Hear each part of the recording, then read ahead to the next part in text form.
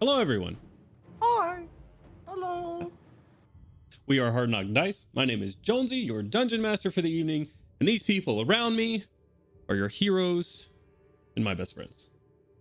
Today, we are going to continue on with our Across Eberron. I knew I forgot something. We have a new Extra Life campaign going on, but all of the links are still expired and don't work, so don't use those. I will link the new ones right after this stream, probably. So we are going to do another campaign for Extra Life. If you don't know what Extra Life is, they're a charitable organization that benefits kids' hospitals all around the United States. We're specifically raising money for Children's Hospital of Atlanta. We made a new goal for the new year, and we're going to continue on with our prizes and stuff like that. So check us out on Twitter to stay updated with that. I'll update the links soon. I am a terrible person. I forgot to do that. All right. So anyways, we had a birthday since our last session. Happy birthday, Mr. Crowley. So as is tradition here, you will start off this session, the one after your birthday, with birthday 20. Use it how you please. Any other announcements? Nope. Wonderful. Somebody let me know if the audio is off. My mic stuff did weird stuff over the weekend, so make sure everything's good. Anyways, if nobody's got anything else, last we left off, our heroes put to slumber an old ally that had been twisted by a Dalkir lord. They laid siege to the mad lord of this realm, Valara, in an attempt to distract her from their true mission of rescuing the druid leader of Kar's people, Korta Erla of Torn. A hard-fought battle has taken place, the party praying to every god, external and internal, in an attempt for this to work. Some have fallen and come dangerously close to death. As soon as they retrieved and healed the Korta, Valara stopped toying with the group. As she dispersed into the hive below and rose behind the party, a towering sentient tidal wave of alien-like insects with no definable size. It simply is the skyline. First, a massive face appears, and then an earth-shattering scream from everywhere. And then it races forward, annihilating everything in its path. So, how we're going to do this is a skill challenge. Oh, fuck.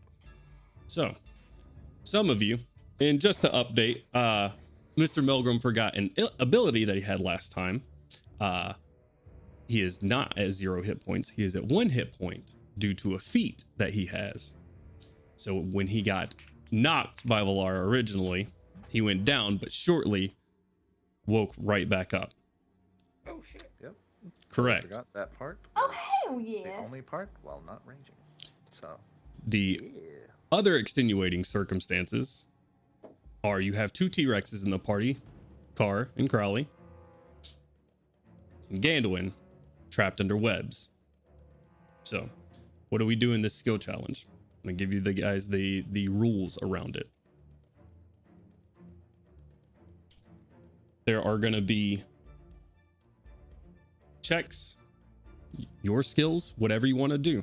Be creative with it. You describe to me what you're doing and how you're contributing to your goal, and your goal being to get as close as possible together. All of you already know this. You know the goal is to get as close as you can together. And also, little secondary goal here is to not die from the massive tidal wave that is coming your way. Get creative with your goal. yes, secondary. I'm not gonna lie to you guys. The skill challenge will be hard. You will require 7 successes before you reach 3 failures.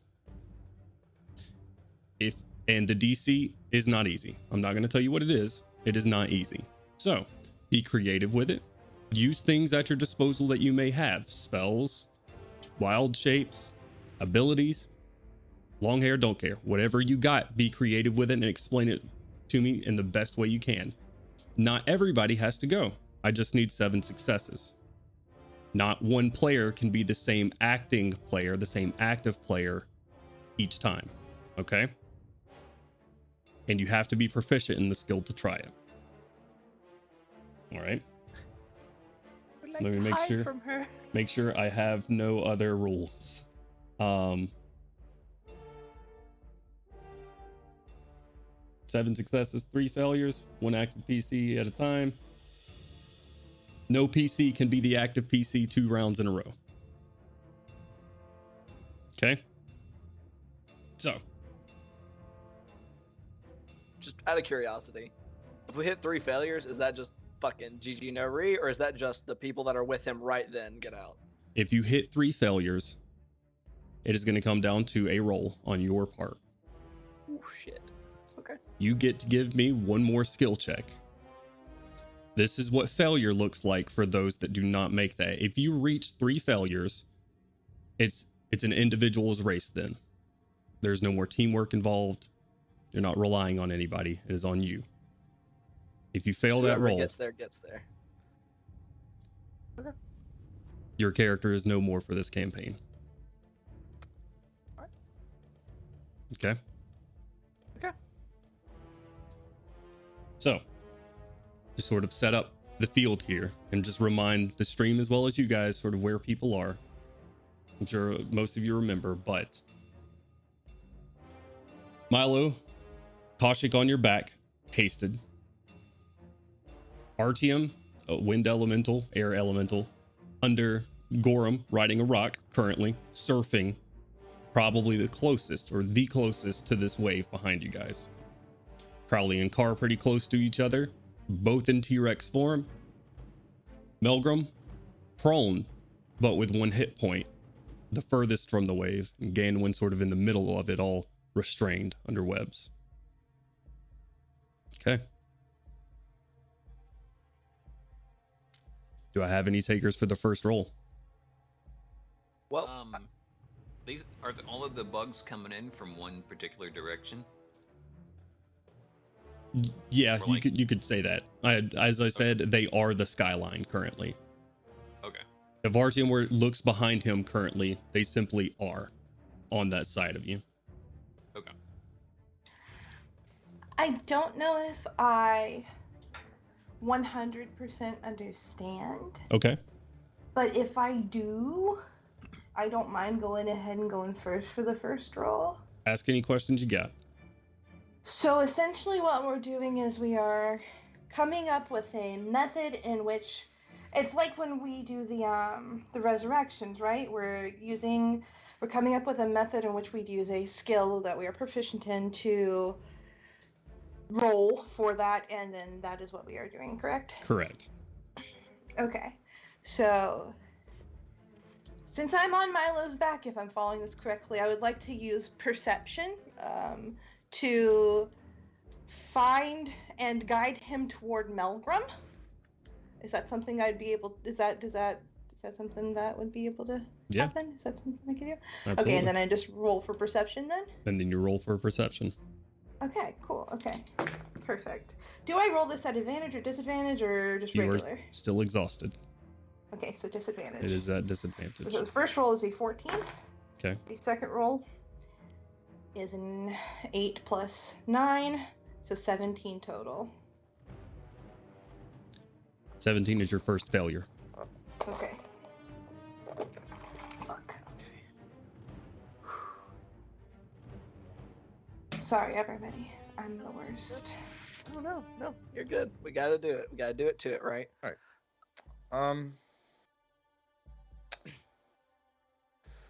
So, Give me 1 second. one question. Give me 1 second. Oh.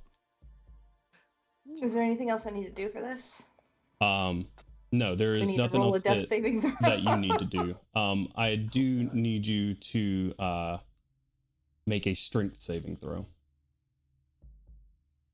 I don't want. Oh shit. I This don't is wanna not at roll. disadvantage.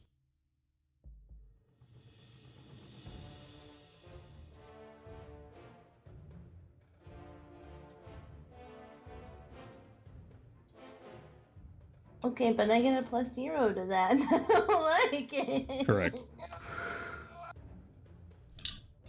It's a 19, natural 19. Very nice. Nice. +0. As you are looking for Melgrim in the distance, trying to find him, these waves just looming over you, casting shadows. You're not paying attention when Valara herself pops up from the ground, an avatar of her form once more appearing and teleporting in front of you, slashing an arm out at you, catching you down from your ear to your waist, and you take 13 points of slashing damage. Me? You do.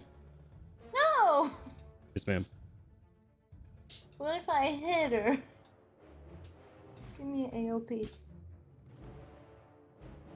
She busts into insects. You said is no longer 17? there. Correct. You know how you can punch the bees in Hunt? Uh-huh. Can I punch the bees? You can absolutely try to touch the massive swarm that's right beside you. No, we're good. I'm almost dead, by the way. Carry on. Okay. So I had a different idea for when we weren't doing a skill challenge for escaping this web. But being as it is a skill challenge, I'm going to try to use my good skills to get us to success. But I would like to touch on, I would like to use acrobatics to try to escape this web. But I know we had discussed this, things that I could use my key for outside of regular things. Would you allow me to burn a key point to try to give myself advantage on an acrobatics check? Be a little more slippy slidey. I will not give you advantage. Okay. But burning a key point, I will give you a bonus. Okay. Sick. I'm okay with that. That works. Okay. So just trying to kind of little contortionist action there, trying to get out of the out of that. Okay. All right. Oh boy, no pressure. Okay, that's a 21 plus whatever bonus I would get from burning the key point. Okay. Bonus is your proficiency bonus, bringing it up to a 25. You slip out of these webs, being as nimbly as you can, using your kukri to cut out Melgrim and a couple of Rexes on one side of you, the other party coming along and bringing bad news along with it. That is your first success. Okay. Whew, shit. Woo! If no one has any objections, I will go next. I don't have any objections, just a plea to keep me safe. Thank you. Milo is exhausted and just about out of gas, having just used his last spell slot to activate that haste. Things are looking grim. His passenger just got slashed by an avatar of the God of Madness that just popped up next to him, and they are frantically trying to get everyone close to their rescue case, who will in turn hopefully rescue us.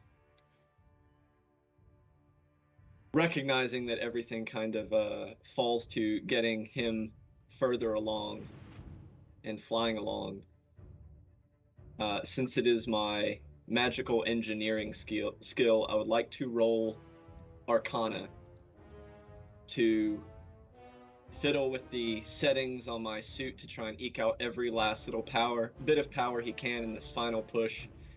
Maybe trying to absorb some of this unfiltered chaotic energy around to help kind of give him that nitrous boost, and do a little fighter jet rollover to get to the crust and help push or pull it closer to the rest of the party. Okay. Milo, I'm going to go ahead and tell you an Arcana check. It's going to be harder than most things here. Okay. But you're proficient. You know what you're looking for. You know the crystals that are in your suit that are elementally binding might be able to channel some of this chaos energy from wherever you are currently. Go ahead and roll it.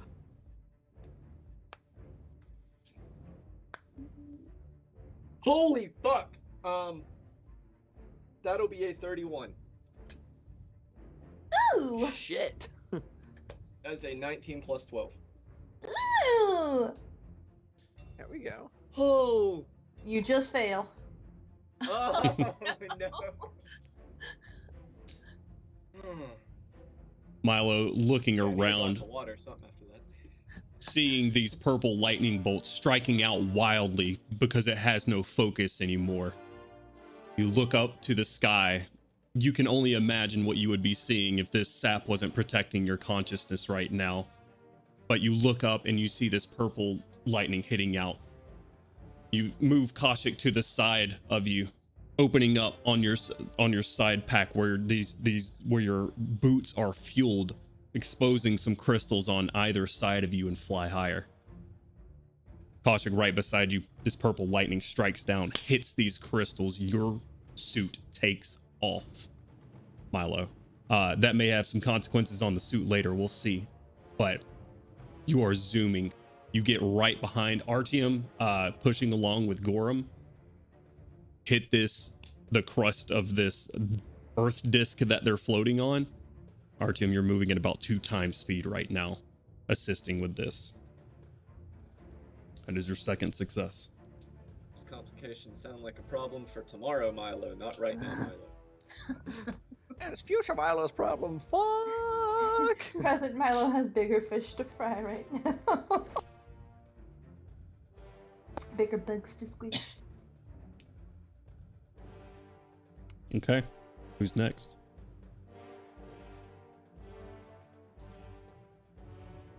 Two successes, 1 failure. Can I take a quick intermission to heal myself before? I'm gonna have to wait to do that another time.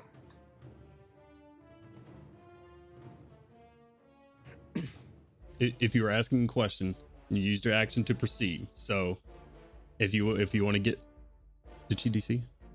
Or did I DC? I'm here.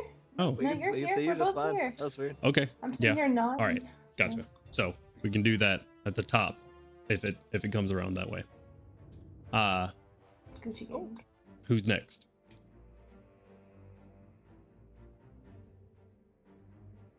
We have new challengers. Somebody's got to do Okay. it. Fine. I don't give a shit. I'll fucking do it. Okay. Give me another one. I'm about to do, because I mean they're still hundreds of feet away, and there's still this like blurry bullshit, right? Right. I'm about to do the same thing Koshik was trying to do. I need to find this disc. I need to see where they are exactly to know where to point 2 T-Rexes and a fucking Mortal Kombat wobbling Melgrim. Okay. Go ahead and roll a perception check for me. Alright. Okay. That's 29. 29. 19 plus 10. Is that a disadvantage? That is not a disadvantage. You're right. My bad. So 19 or 17. Can't find it. Okay. Can't find them hoes.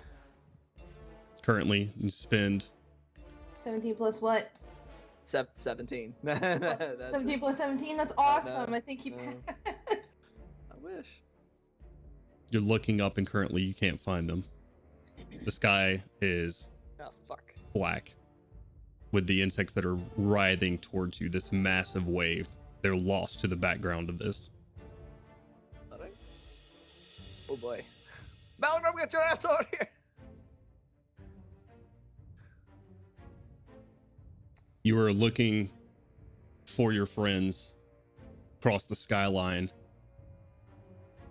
when you feel crawling in your boot.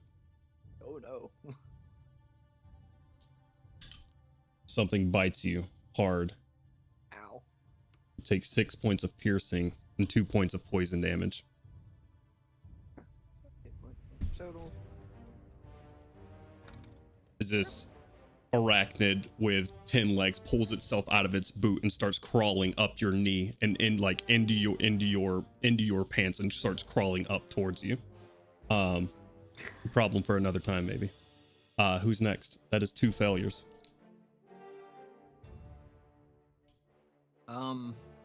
I like.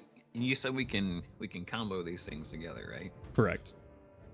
I would like to use survival to try and steer our retreat rock closer to other rocks, so that as that wall gets closer, James can use, oh, I'm sorry, Gorham can use his massive hammer to try and slam other rocks backwards into the wall of bugs behind us. Okay. To try and like disperse them from getting the closest ones from getting to us. So this will be 2 checks. Your survival check, looking for thick groups of rocks. What would be the best that may give you more time from this tidal wave coming behind you? And then Gorham making a what skill are you going to be using for this, Gorham? Athletics check to hit these columns as you go by, to slow down, hopefully, this thing behind you. Okay. So 26 on survival. 26. All right.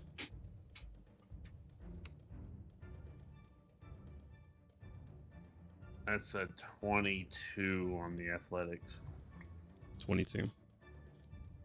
Nice. RTM, you peak above the rock. Milo taking on a lot of this weight from you right now, or at least the momentum from you is gaining as Milo's just sort of pushing it along, so you're able to look up and look around you. You see rocks.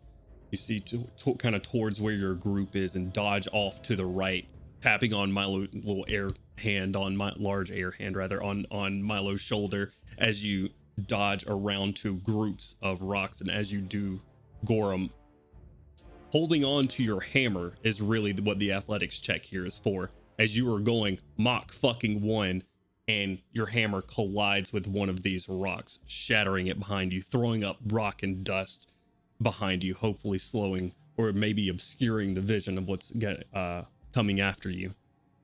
It's 2 successes. Nice. Fortitude, no pressure. So is it 4 total? 4 total successes, 2 failures.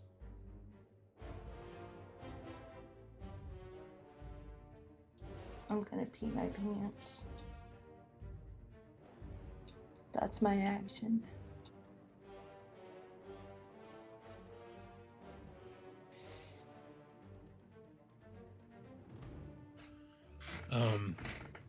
Crawley Rex is gonna make his way over to Melgrum, because he definitely saw Melgrum, which direction he was at. Yeah, you were fairly close.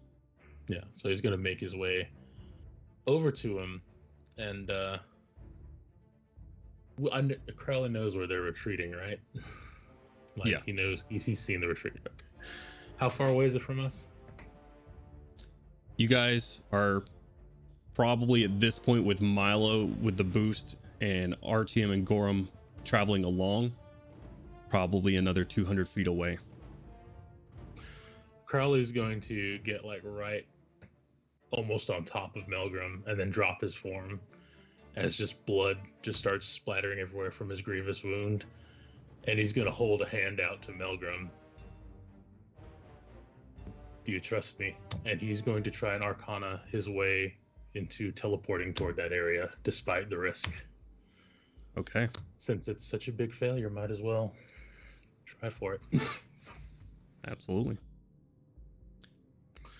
In that case, you grab a hold of Melgrum. Melgrum beat down, probably giving you some flashbacks to the compound once before where Melgrum fell. You grab a hold of Melgrum. You look out for that disc flying through the air. Sort of close your eyes, because this isn't about perceiving at this point.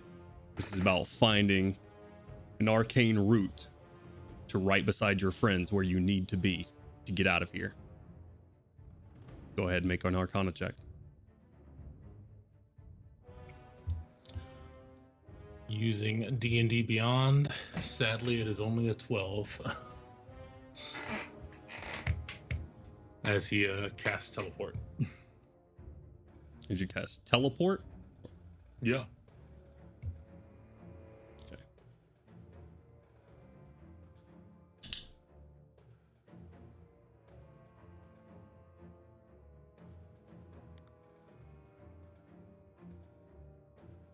You do, in fact, teleport along with Melgrim. Is it dimension door or teleport? It is teleport. I'm pretty sure. Actually, I'm sorry, it's dimension door. My bad. Dimension door. I think teleport is Yeah. a 7th level spell. Yeah, teleport's a 10th level spell. My bad. That's all good. I figured that's what you were going for. So as you dimension door, fortunately with a 12 in this realm, you're unable to locate it. You do teleport to near that area. Gorham, Milo, and Artyom, and Kaushik, you all see Crowley and Melgrim disappear, or appear rather. Unfortunately, they appear right in front of this speeding rock, missing it by mere inches, and collide with it.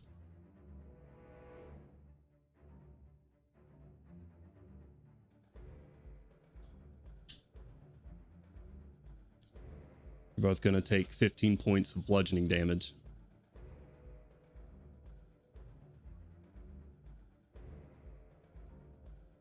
And we are at our last checks here, because that's 3 failures.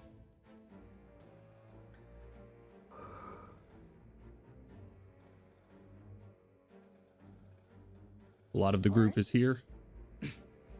Nearby at the very least. This wave draws near. And near.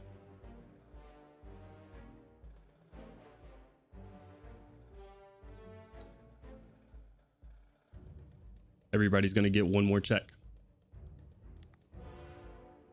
This is separate from the skill challenge. This is survival.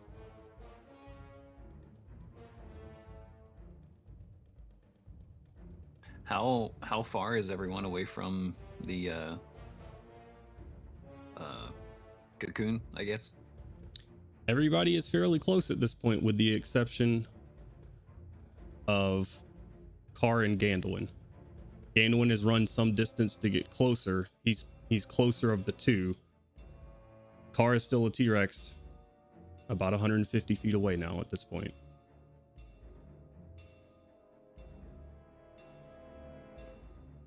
How high off the ground is the rock? It didn't move at all. It's about as far as height wise, it's probably 30 feet off the ground or so. Okay. Oh, it's only 30 feet off the ground. Yeah, it's about 30 feet off the ground, because they had to get low to hit these hives. So it's like 25, 30 feet off the ground, maybe. Okay. I guess since I am farther away from the rock, I'll go ahead and do mine. I'm going to burn a key point to dash to increase my movement speed. And I'm going to try to go up one of the taller ones, and I'm just going to try to yeet up to the edge to try to grab onto it. Like, get as much oomph behind that, because it also doubles my jump distance. Okay. One of your abilities from your feet allows you to climb up things without using extra movement speed. Right. So as you run towards one of these things, scaling it, there's a brief moment as you run up one of these rocks, vertically up one of these hives, turn around, and they are moving very fast. You have but a moment. What are you rolling? I suppose I hate to roll the same thing over and over again. The best I can manage is me in acrobatics to try to get up and just snag onto the edge. Just get on it. Go ahead and roll. Okay.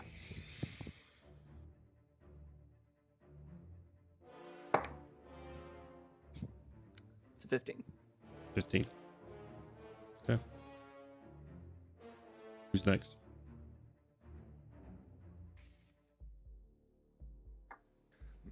And we're about to pass these at the speed that we're going, right?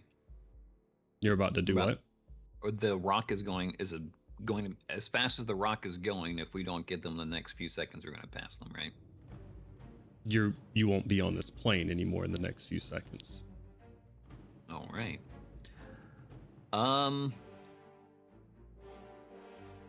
I'm gonna say the collision with Carr, and because she's the furthest currently, the collision with Carr, the teleport is gonna happen at the same time.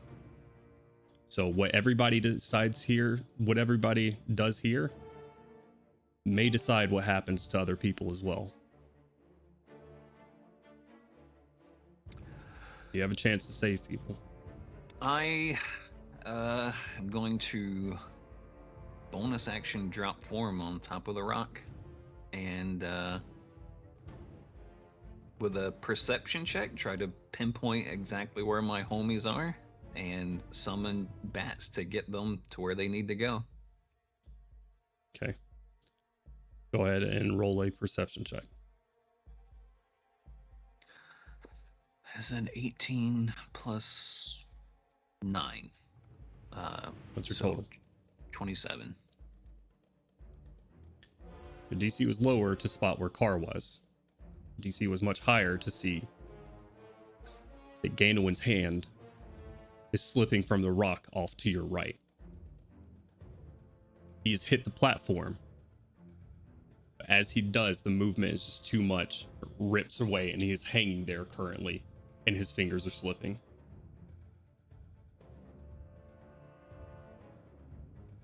Am I allowed to do anything else? You're summoning bats currently, aren't you? Okay, yeah. I will get, yeah, obviously one of the bats would be to help him up and get him onto the platform to move in that direction. Okay. And when as you're straining there, holding on, you missed it, and this is your chance, and your moments, milliseconds become years for you. Your fingers let go.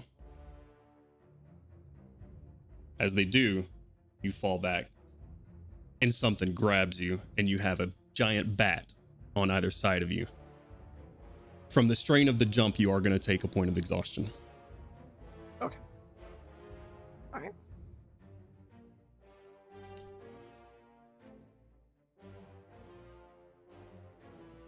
So, fill me in one more time where the current people not in the safe zone are at. Without visuals, I'm bad at this. Right now, Melgrim and Crowley are down below. This is sort of all happening at the same time. They are down below you. You will leave them soon as you're kind of going along. Carr is in front of you, about 150 feet and closing. But as fast as you're approaching her, the wave is approaching on you guys faster. So. I have a question. Mm-hmm. I'm seeing other people do it. I just want to clarify. I can do a skill check and then cast a spell as well, correct? Yeah. Okay. How specifically far from us in this very moment are Melgrim and Crowley?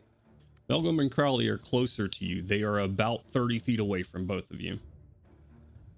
Because they hit the rocks and fell down, and you guys are about 30 feet in front of you. Would multiple bats have been able to grab multiple people if they're that close in range? I'm going to say the bats are there, but these guys are still going to have to make their skill checks. I'll say the bats will assist them in their skill check. It will not give you guys advantage, but I'll give you a bonus to whatever checks you're going to try to make to try to get within distance.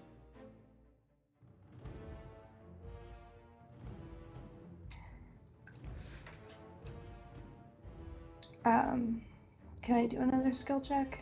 Oh, my. You have to.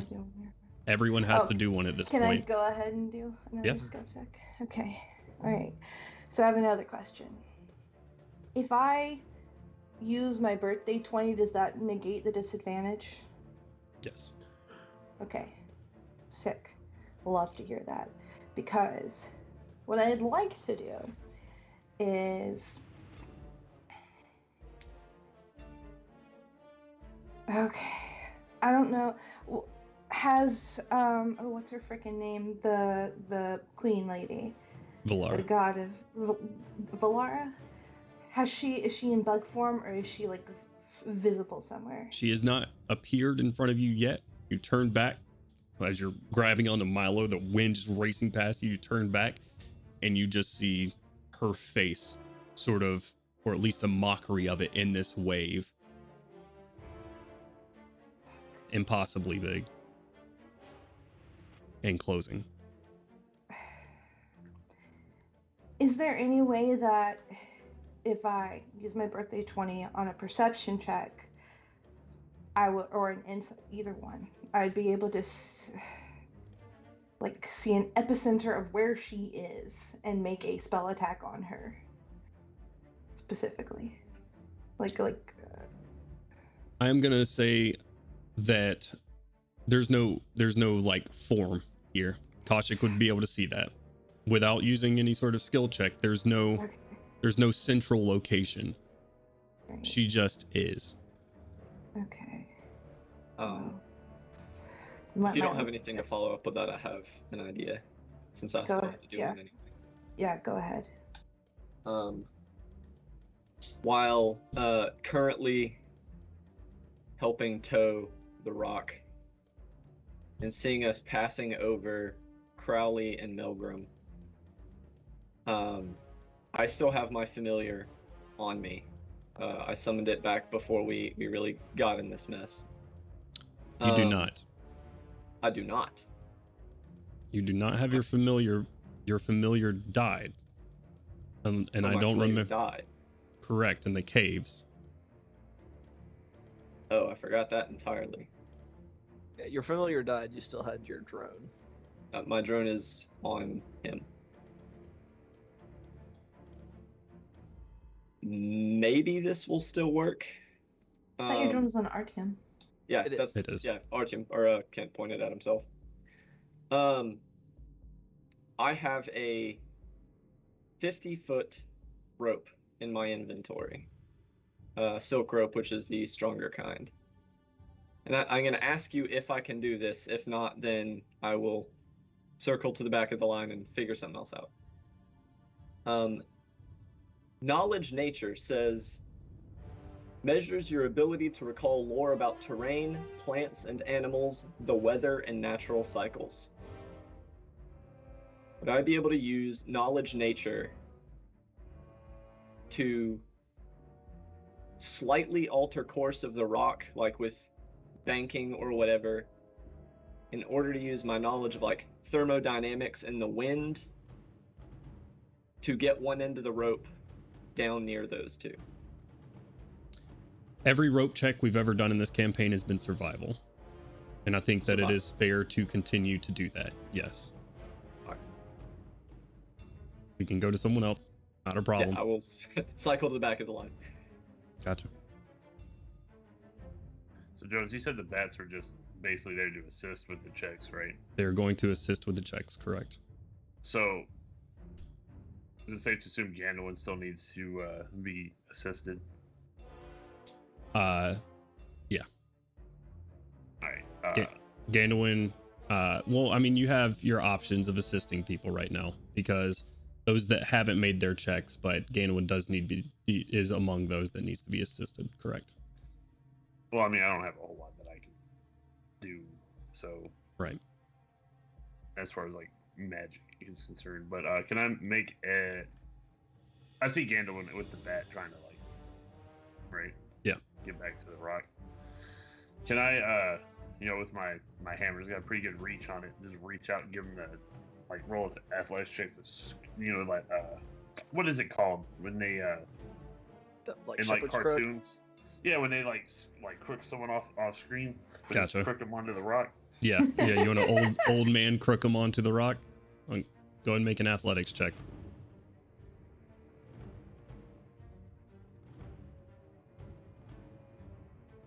That's a 19. 19 succeeds. Get crooked, son. Get crooked.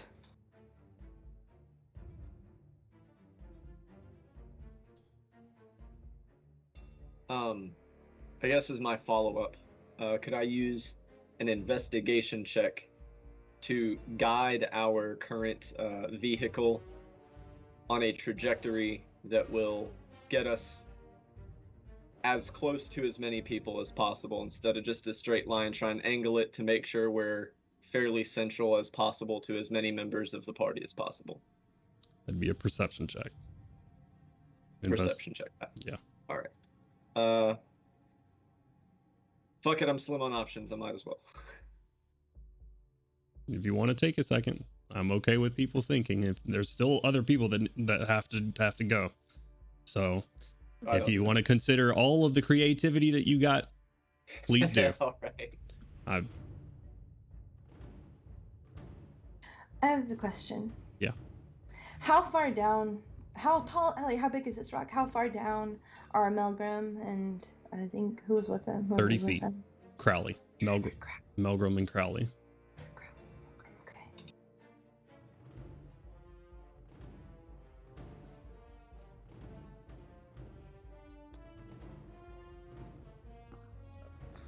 Melgrim is currently down, so I don't know what you want me to do right now. It's a skill check. Just 5, buddy. That's all you can do.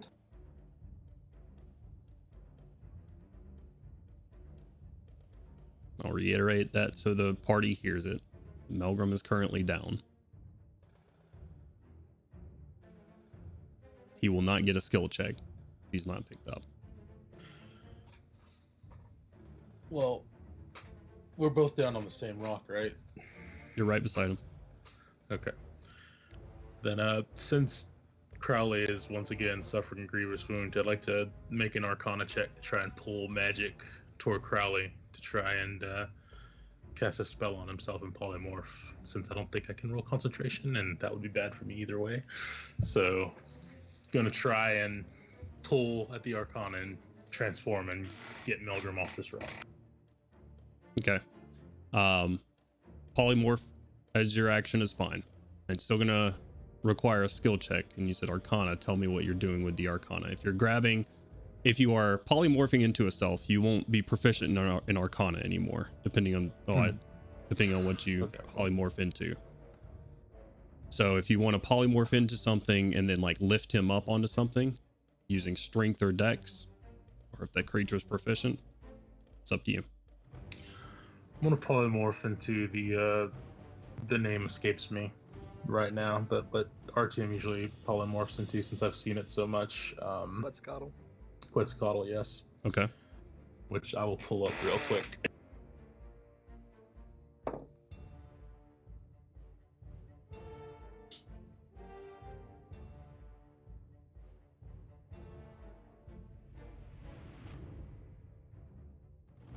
Not the most... What's the word I'm looking for here?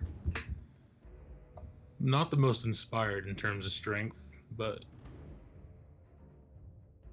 I guess would be athletics to try and pick up Melgrim. You can Unless you say I could pick him up and I'll use perception to try and fly the fastest way I can through the boulders and everything for some very dangerous flight. There are rocks exploding around you. There are insects that preface the end to come. I'd say a perception check would work. Well, that's fine because they're both going to be +2 anyway. So I will roll with what I got. Yeah, we'll try the perception check. Okay. And we'll give D&D Beyond some time.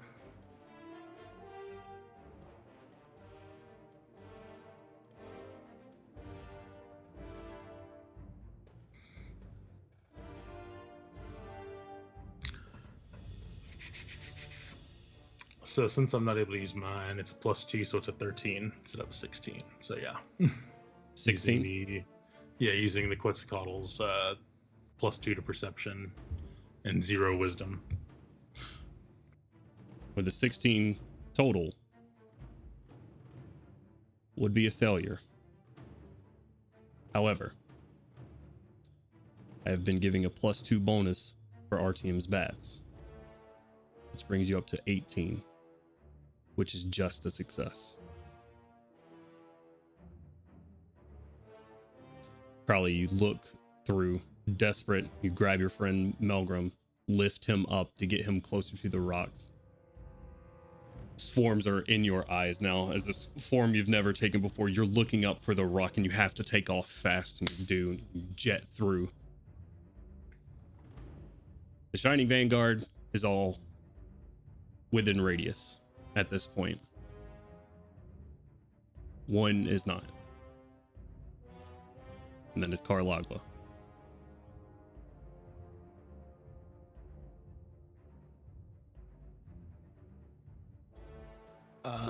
You're muted. Sorry. Muted out all my stress whimpers. How far am I from everybody at this point? They're barreling towards you. There's been some time as they do that. They're about probably 75 feet from you. Okay.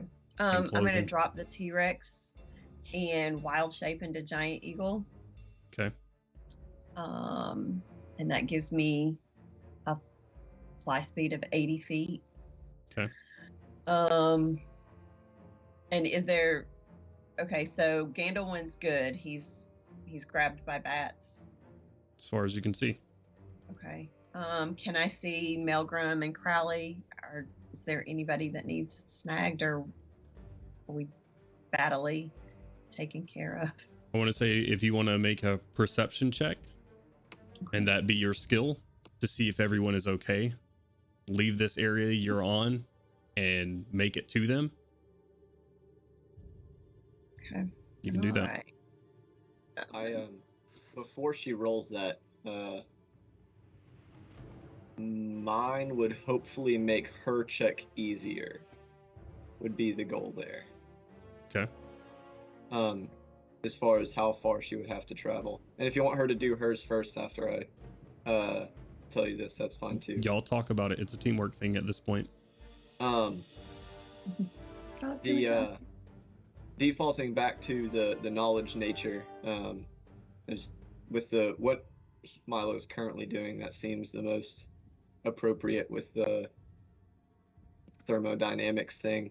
A little bit less creative than my previous idea, but still just trying to get use whatever slipstreams and knowledge of aerodynamics to try and just get this moving as close to car as possible, as rapidly as possible. Okay. I was gonna say maybe can I use my survival check to just haul butt in that direction and notice things as I go instead of perceiving ahead of time? Yeah. And if I see somebody on the ground, I'll divert and try to snag them on the fly. Okay. Oh my God, I'm so I will stressed say out. with Milo, you tilt the rock up a bit. Give me a knowledge nature check. This is gonna not to see whether you succeed or not. It is gonna see if it gives any sort of bonus to car. Gotcha. A little bit less than the knowledge Arcana check bonus, so.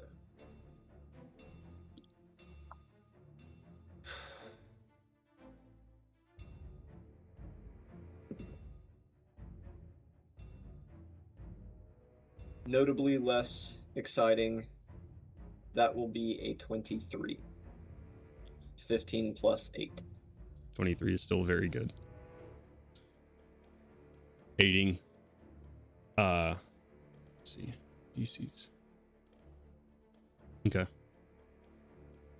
You lift up on the rock, causing this air to start hitting the nose of it a little bit more. You start to dive down, causing the distance to whatever she's going to have to fly a little bit less, just going lower and lower.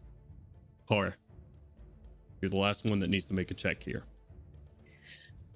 You're going to be rolling survival. Yes, sir. All right. Go ahead and roll. I'm gonna use the same one that I used last week, guys. Please. I'm so nervous.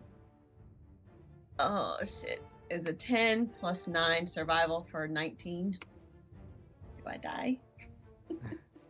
With a roll of 19 plus your bonus, that will be a success. car lifts off of the ground, Milo angling it down, Gorham crooking Gandolin in as he starts to slip off, Crowley lifting Melgrim's unconscious form up onto the rock and hanging on. Car, you all but collide with this rock. There's no other way for you to get there at time. The tidal wave behind you guys merely inches. As Korta Orlev turns to a necklace that he has, looks like just an acorn, snaps it, and you all disappear.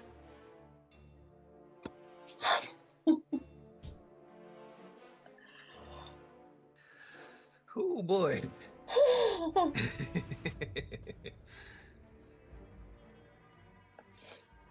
Now. Oh Lord, I clicked on the wrong music. Now we're going to a break because everyone is here. Let's go. I need to change my pants. So. Oh man, almost feels like we need to get a break right there, doesn't it? Yeah, almost. So, you guys disappear. Actually, I need to see something real quick. Make sure.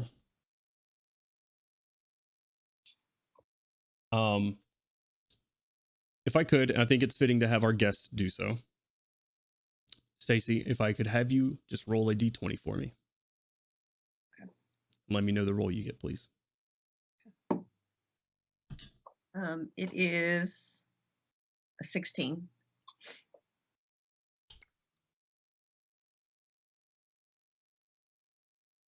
Okay. It's a chart of places where we end up. It's not. Ah, sad. That roll was not her roll. The roll I made is whether you ended up where you were supposed to. You disappear. It seems like in a bubble of water, almost. Just for a moment. As it splashes and around you, the vision changes once more. You're in front of the crawling oak.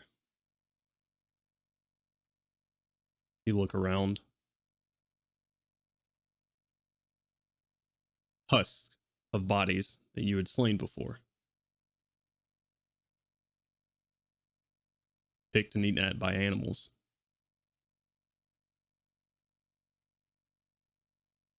Smell of rot and decay around you.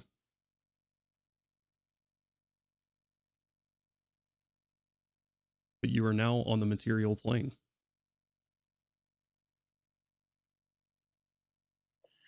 Oh, good. Oh, thank gods! What time is it? Do we carry through with the momentum that we were traveling? So do we all just like come through the portal? I don't think it's like I think plane shift is different than Misty Step. Okay, fair enough. I Just think asking just for the imagery of us just rolling through a bunch of decay. I would think some of you with the mindset that you're still going that fast would probably be hunched over and leaning forward. RTM roll a d4 for me real quick, actually. That's a 1. One bat, the one bat that is on Gandolin's shoulders makes it through. Fair enough. I honestly didn't know what we were going to be coming out into, so I was about to be prepared to cast just a wall of fire around this in a defensive measure. It's about Is it dim or dark outside, Dungeon Master? it's dim. Is it It's dim? not quite nighttime. Recover, immediately slam a hand onto Melgrim and pump my last key point into him. Okay. Melgrim, Get 3 HP. there you go. Come to consciousness. The last thing you remember seeing was your brother skateboarding on a large piece of earth that hit you right in the teeth. Gandolin, what does Gandolin have a passenger? You do currently. I'd like to make a Splat it. melee attack against Gandolin's pants. Go ahead and roll. That's a 19. I think I get +2 of the staff on top of my other stuff. Hold on. come on. Does a 25 hit you? I forget you get such a big bonus me. with the staff because it's magical. Yeah, 25 hits. Roll damage for me, just real Can I roll quick. percentile to see if I hit the right thing in game? No, I'm kidding. Why would you do that? I don't even know what I've Why never. are you like this? I Right. don't- It's a quarterstaff. Shouldn't it be either a D6 or a D8? Should be on on D&D D6. Beyond, right? Yeah, Or that should it? I'm pulling it up on D&D Beyond. It's 6 points of damage total. Again, when you're Oh. standing there and you're looking around, looking at, and you go reach down and heal, and then you feel crawling up your chest, forgetting, Oh fuck! and then up on the side of your neck. Our team, you see this and immediately whack right on the side of your neck. That's gonna leave Ow! that's gonna leave a mark in the morning. Do I take damage? How much that you rolled? How much? 6 total. You'll take half that at 3 points of bludgeoning. Ow! I have 11 hit points. Oh! Holy shit. Fucking ow! Holy shit. shit, we're back. And anyone who doesn't want to get in the group hug needs to make a dexterity saving throw. Our chum's immediately just gonna kind of be looking through the rest of the most, as far as his obligations go, Gandalin and Melgrim first to make sure that there aren't any more bugs following folk around, and just, I guess, do an investigation check. Give me an investigation check. God. 16 total. Give everybody a once through, and it looks like you smacked the one that was on Gandalin. Okay. Are there? Using my staff as like a TSA metal or detector thing or whatever. Just we'll get a little flame on the end of it. You still got that homunculus, the drone helping you out with everything too. Oh shit. Are there more of the orbs that were surrounding the crawling oak? The little bulbs. You look around, you're kind of in between where you slayed the last ones that you fought. You look around and there's about 8 of them, just holes in the ground. But they are still there currently. Guys, we need to not piss those off.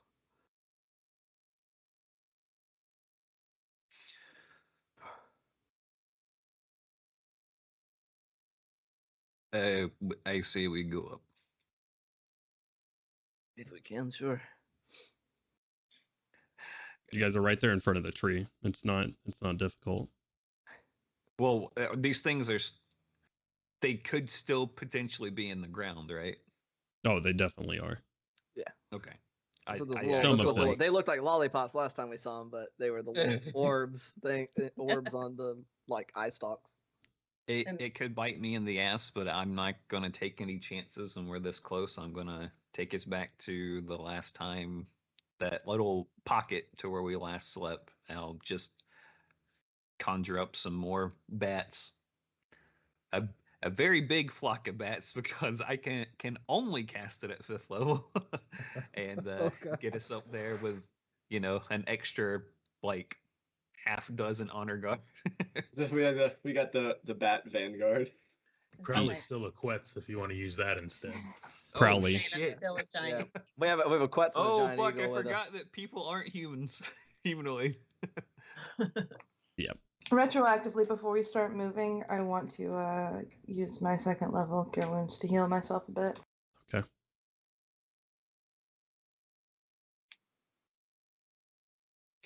Can she use the somatic components while being hugged? She grapple? Was that allowed? What? Milo's clinging to anyone who gets too close right now, while I gotta- continuing to go on and on. I got a free hand. Hugs are grapples at this point. Milo, we're not Yeah. done to the shit yet. Focus. Oh, at least I can die on my home plane. Oh wait, yeah, can Milo? If we Are your boots I still? get 10 HP. Nice. if we have a Quetzal here, I will instead cast Pass Without a Trace for free with the staff, so that we don't make so much noise and have the unique aspect of being the one who mounts a Quetzal for this time. Never having done something like So that. this is what it's like on the other side. Yeah, this is very weird. Or Just am I this furry? I thought they were more like feathers. It's just an alabaster Oh. white It's the same Quetzal. idea.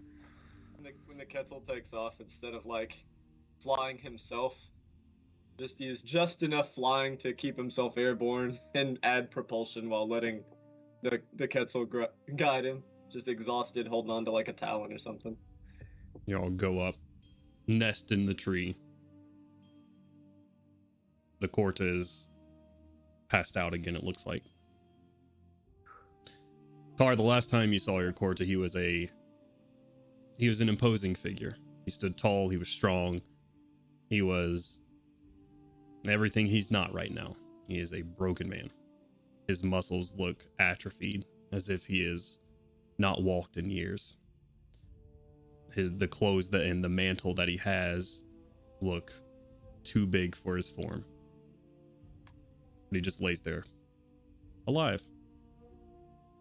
Thanks to you all. We do like it when he's alive. Now, you've made it up quietly enough with Pass Without a Trace. I'm not making everybody roll stealth checks here. But you lift off. You have plenty of flying power currently around you via bats and quetzals and jetpacks and everything else to make it up into this tree. Beaten, bruised. Some of you very, very close to being left. Just left. But you're all here. Together. Is there anything you'd like to do for tonight? To all group up. The amber sap. Refilled. Completely from what you took. Can I? Oh, sorry. Go ahead. It's just when I drop my form, I wonder how much backtracking of grievous wound damage I need to take. There's no backtracking, but when you do bleed, and you for every round that you don't. Because I did drop it a few times, as you recall, so I should have bled like maybe 3 rounds. That's okay. We'll do that. 7, 10. That's 13 points of necrotic damage. When Crowley drops his Quetzal form inside, he has a large slash across his stomach. It is pouring. Something needs to be done about this and quickly. Oh, And he's down. And Crowley Immediately collapses. And Crowley collapses. Oh, like Milo shouts and immediately grabs one of his last 2 potions. I will cast a healing spirit underneath Crowley once I see that he's badly damaged in that manner, so that we don't use a potion. But instead of it being a nice little tentacle, it probably looks like a kraken-sized tentacle that just sort of erupts out of the floor. It doesn't actually hurt anything because it is spiritual in nature, but it will heal Crowley for 11 plus 6 for 17 points of damage. Okay. I will pull out Band-Aid out of the bag of holding and slap that bad boy right on there. Make a medicine check for me, Kaushik. Right? I have a feeling it's a medicine check is what is required Since to Milo is prevent already the on the damage. way to help, can he assist with that? Yeah. I am trained. Yeah, so you'll have Ah. a straight roll. Kaushik, Sick. you were still exhausted. So that is my plus 5. 22. Very nice. Able to get in there. Working around some of the clothing and whatnot. She does need to see your stomach, Crowley, and to get in there with some stitches. I said a Band-Aid. No, it is far too large. I'll message her later. Okay. You get in there and you sew up quickly, because even though they're healing, this is an ongoing thing. As fast as the healing spirit is healing him up, he is losing blood. But a 22 doesn't. You seal Crowley up. While they're in the area of that healing spirit, Crowley will take 17 more points of healing. Milo will take 10 and 16 for Kaushik. and I'll try to skirt the last one over to the Corta, healing him for 16 as well. Okay. Because that's a freaking 5th level healing spirit. Right. I wanted to do. Can I do? Can I do greater restoration on the Corta? What are you trying to do?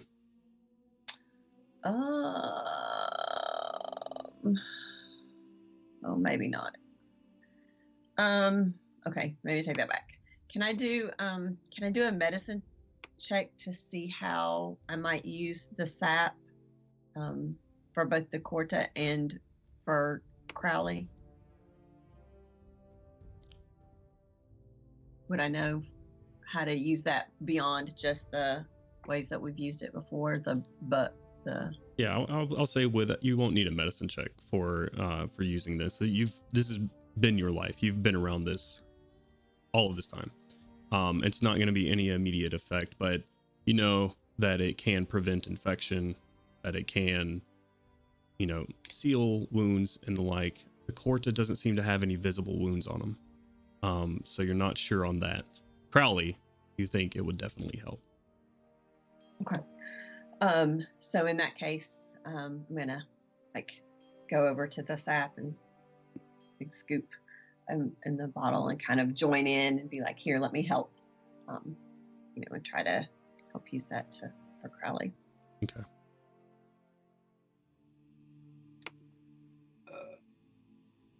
Finally retrieving his drone from Archim. The drone will get a hug too. Everything and everyone's getting a hug at this point. We'll then assign it to keep watch over them while everyone sets up. Then Milo is going to probably, necessarily with the assistance of tools, peel his armor off in its barely assembled condition. Okay. I just have this mental image of his armor being completely smashed to shit, Little burn marks on it. bits hanging off, There's magical circuitry visible. Your armor's black, but definitely down by your legs where that lightning hit, there are scorch marks and still just tiny little purple lightning from one piece of the metal to the other. Probably some holes in it where a demigod bit me. Probably. You say demi. A lesser god bit me. Yeah, that's what Milo's doing, is piece by piece getting that shit off.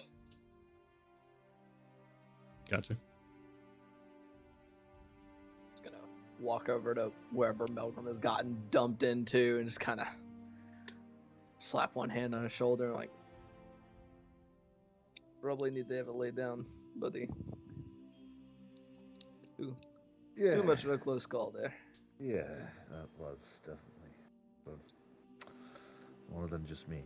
And with that, now I'm just gonna walk over to his brother, give him a big hug, and say, "Hi, well, the ancestors were with us, brother." And then he's gonna collapse.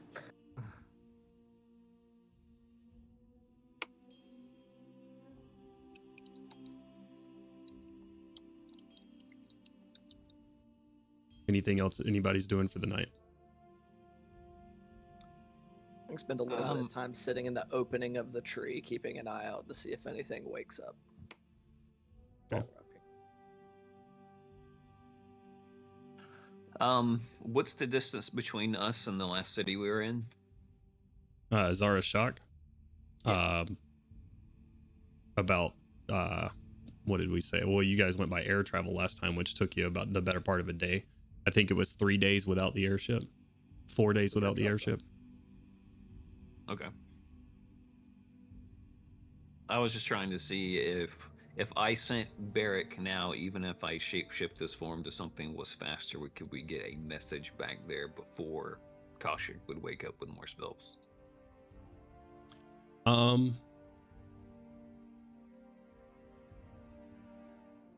What are you thinking about transferring him into? Because I don't think so. To be completely honest with you. I think there are other flying things that are faster than a bat. Like I think hawks or something like that go faster.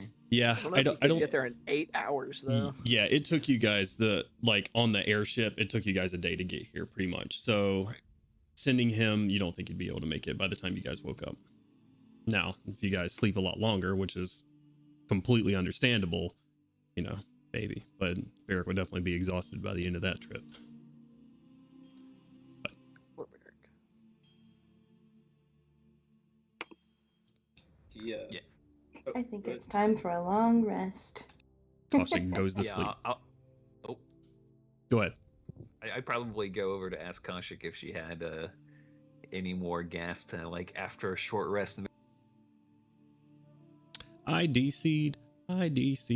This is the song we do when I DC. I am back. Oh, there he Hello. is. Oh. You're gonna ask Koshik to do what? I was gonna ask Kashik if she could do one of those things to where she takes a short rest and then can message Erish, but seeing up, she's probably knocked out by the time I get over there, and it just won't bother her. I stir when RTM comes up. RTM, I got 1 5th level spell slot left, buddy. What do you need from me? Yeah, could you let Erish know that they're okay? If any of those other messages get through, I'm sure he's worried. Yeah.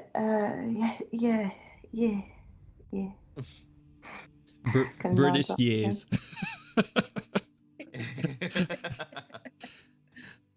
Okay. I'm going to upcast, I guess. My sending. You can say as many words as you want to using the 5th level spell. For now. We'll say the tree boosts you. Was fucking crazy. The tree is a Holy shit. is a cell signal tower. An entire dissertation. The whole entirety of the Lord of the Rings trilogy, just all in one message. Before I send the message, I'm going to ask if anybody has anything specific they'd like to say. Anybody? Anything you want to say to Erish before?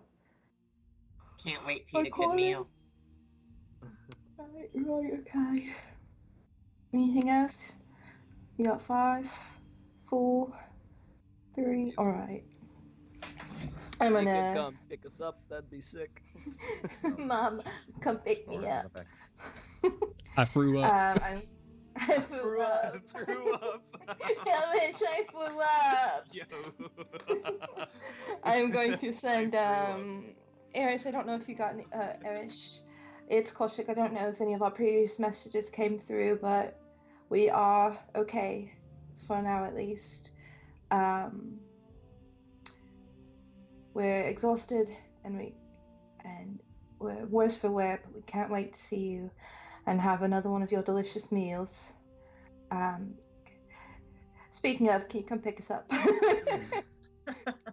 Here are our coordinates. Do I know our coordinates? The big tree. The big fucking tree. Coordinates, the big tree. I threw up. Send. I need someone to roll a d4 for me, please. Can I do it? Huh? E4. Donkey 4. Where is it? D4. Roll. On key 40. Roll to 3. If that's bad, let somebody else roll it instead.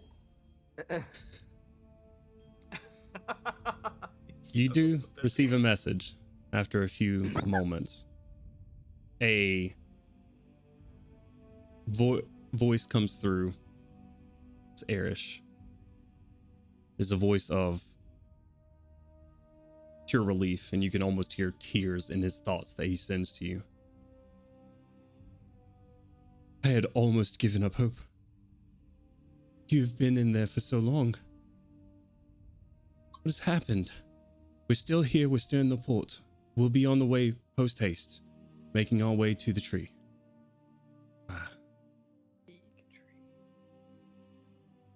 I'm so glad you're okay. I'll get the kettle on. And that's it. Think, fuck.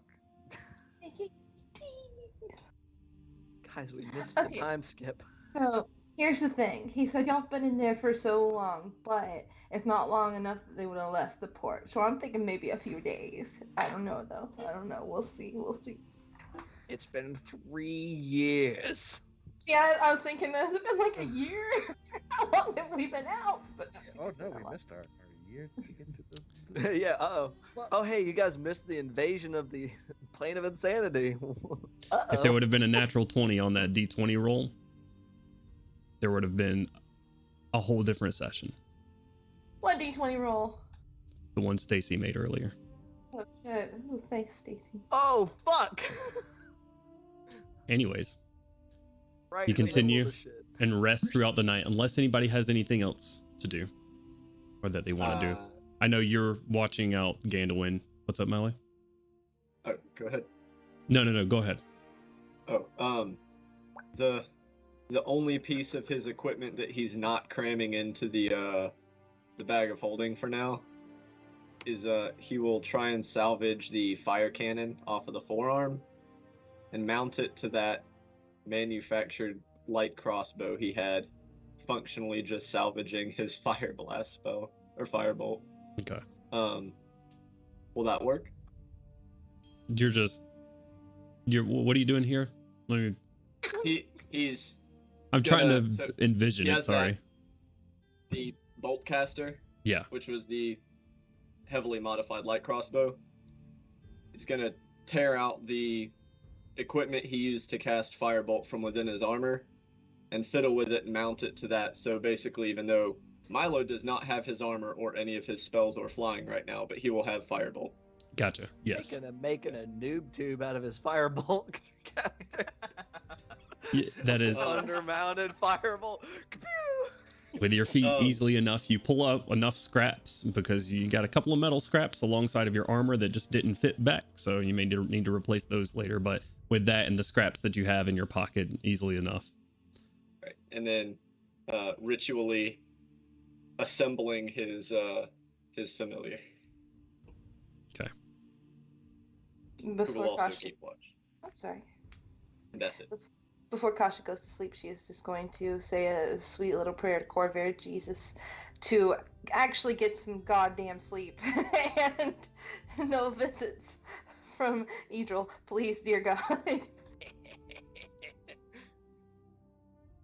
I'll fist fight my dream Idril. I'll do it. Let me sleep. Okay. Your familiar and Gandalwin go throughout the night. The same irking and creaking from below, but no movement. Good. Barking mosquitoes in full effect tonight. God damn it. But eventually you drift off to sleep. Car, as you're laying there, you go to roll over just to get a little bit more comfortable spot. You roll over and you sort of in the middle of the night, everyone's sleeping around you. You see the Corza standing up, leaning on his stick, just sort of looking into the sap.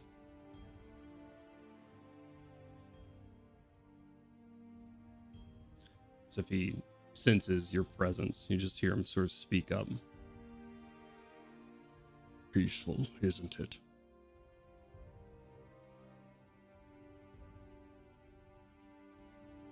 For the moment.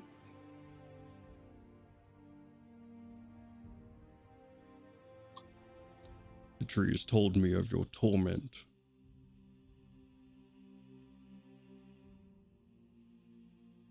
Sort of looks over his shoulder at you still laying there.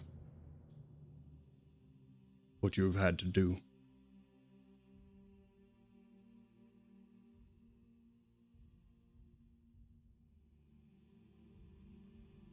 You are strong, Car. In body and soul.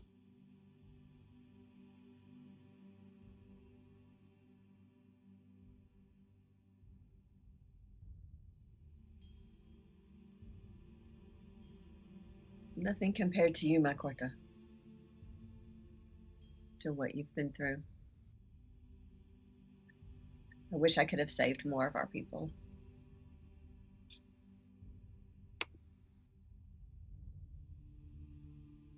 Do not discount your beings and your experiences in the light of others. You'll need it to go forward.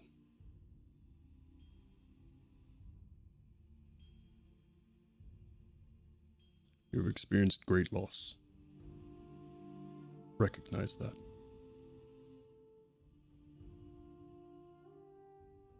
Unfortunately, and for the first time since he's been healed, he turns to look at you, still leaned heavily on the walking stick that he has. Turns around, away from the sap, and looks you in the eyes. Which will make tomorrow all the more difficult.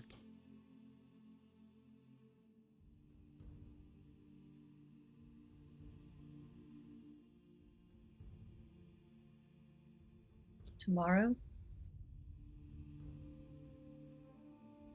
Help me to the edge of the tree.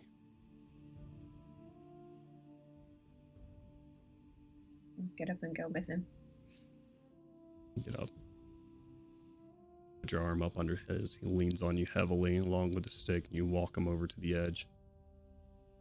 He raises a feeble hand towards the sky as you're sort of standing at the opening of the tree.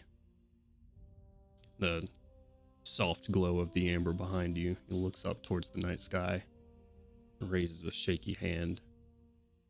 And you see orange and green lettering start tracing itself in the sky like a autumn leaf.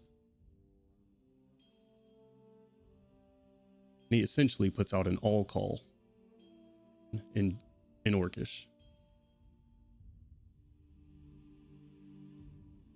The message is beckoning tribes to the Crawling Oak. Never seen this happen before. Korta Orlev Torn has been your Korta since you were born. You see, Kortas aren't replaced regularly. And now that you think about it, he hasn't really aged since you've known him. But he puts out an all call to the tribes around, saying that a new Korta is to be picked tomorrow.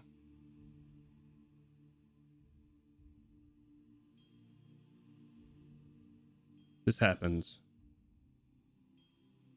when it's time for a Korta to pass.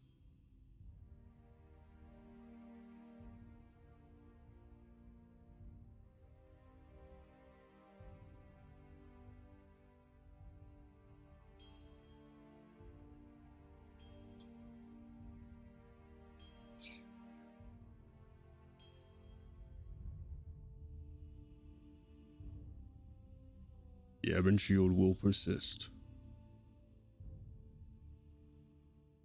Tomorrow's sun will come.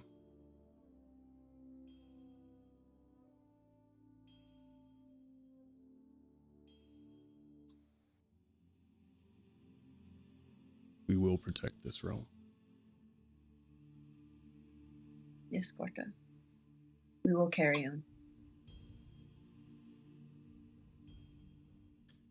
You sit there with him. He sits there looking at the sky, looking at the trees around him, the swamp, his land,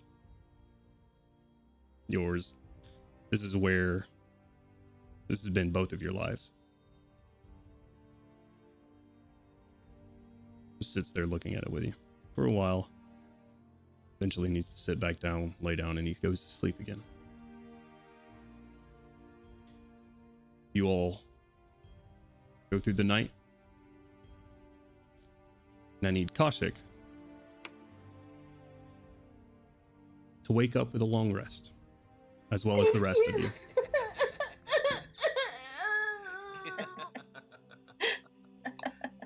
Oh, you're so tricky. You all wake up to a sunrise in the distance on the skyline, coming in with the sun itself, an airship.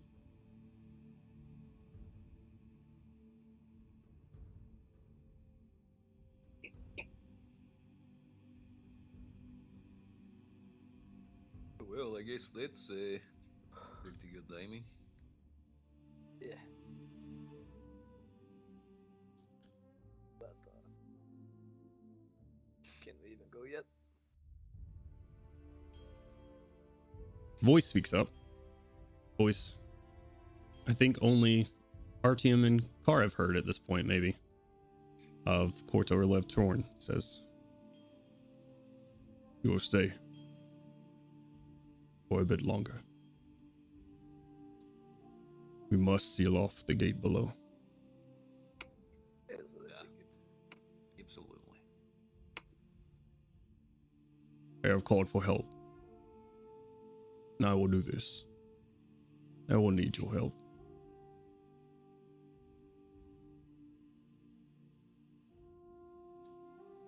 Eventually, unless there's anything you guys would like to do earlier in the morning, you guys went to bed very early, by the way. You guys, it was about 5:30 when you teleported in. Went to bed about an hour afterwards. 2 hours for those that were tinkering or looking out for things. So you got a very long rest. Good. Refreshed using whatever hit dies left, if you have any left. Remember, you get half back on a long rest. But the airship eventually comes in. It looks very different. The outside looks a pearlescent white. New snail, flail snail plating on the sides of it. A turret system on the bottom. And where the fire ring once existed, see a ocean-like orb with constantly crashing waves and lightning tracing the sides of it. As it sits and parks, you see in silver writing, large enough to see from this distance as it parks on the sort of the outside of this perimeter, you see the Stormbringer on the side of it. And off of it, you see, lowering the bottom door and running towards the tree, an excited Erish. And Bill. Yeah. And Mop. And Bob. Okay, I was gonna say, Bob died while we were gone. Oh God. Mow. They're running towards the base of the tree.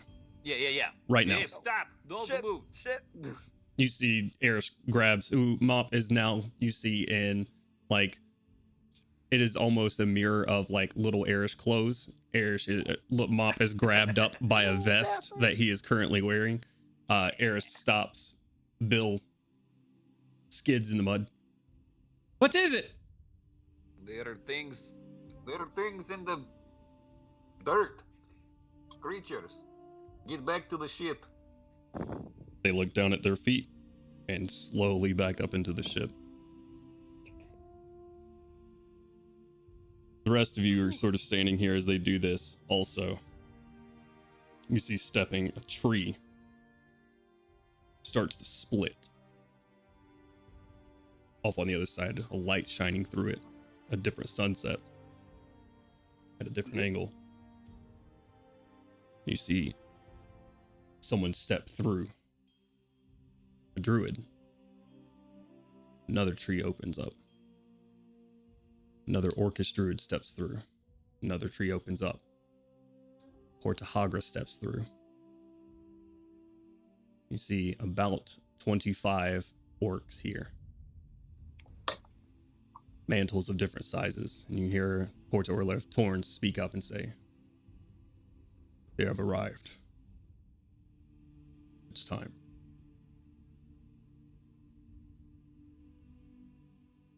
Sort of steps down. He will need help getting down the tree, but between all of you who will help and assist him down, he'll get there. The Cortis walk up to the tree. They do not seem perturbed by what is in the dirt. A couple of them glance over at it, but their attention is towards the group of you and Kar and Kortor Lev Torn. Porta Hagra addresses you as when she steps, everyone else sort of speaking Orcish back and forth to you, Car. And it's surface level talk, it seems. Minimal. Porta Hagra turns away from that for a moment and addresses the rest of you. Most of our grove has made it to the forest of which you speak. We try to make a widespread seal here. I still worry about the timing. These magics are not quick.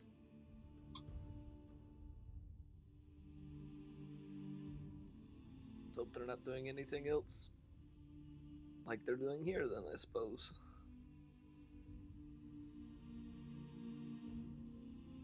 For some reason, I doubt we're that lucky. It would be a pretty big ask, I guess.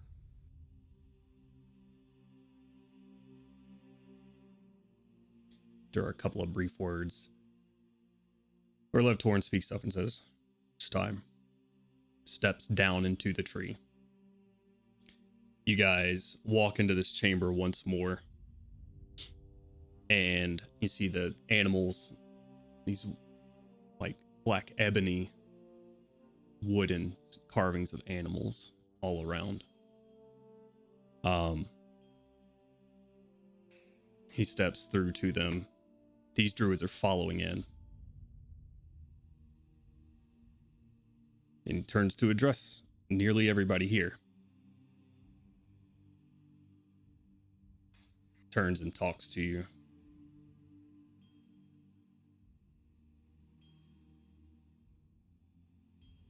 I have done my duty. And I grow tired.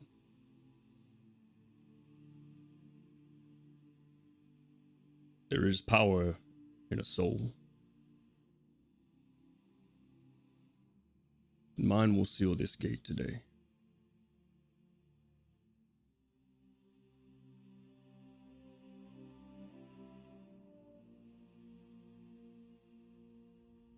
Boy, step to me. And he looks at Artyom. Yeah, I'll kind of confused come forward, but respectfully. Reaches around his neck. Pulls off a necklace. It looks like a top of an acorn there. He can't lift it, his arm all the way up. You have to bend down. He drapes it over your neck. He says, Akala is a warrior of nature.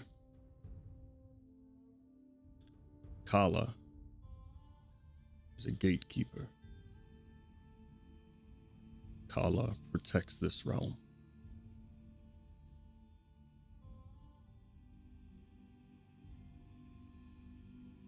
You will be Kala Artyom. One of a large orc wearing black furs steps up, and anybody that speaks Orcish says, "You dare invite an outsider here?"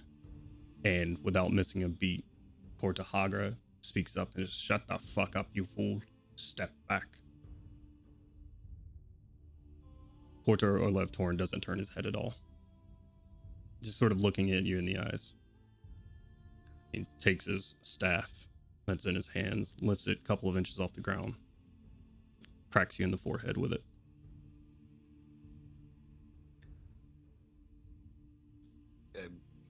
Thank you for this honor. I will not shirk the responsibility.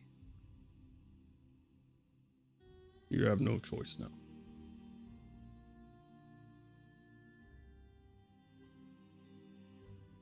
Car, step to me. Steps up immediately.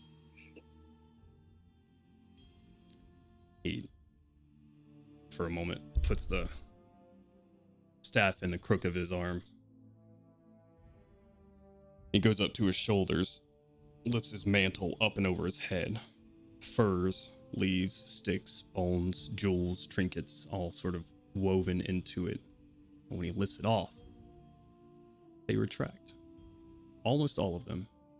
Until it is merely just like a leather strap with bark, like wooden, black wooden pendants on the sides. He takes it.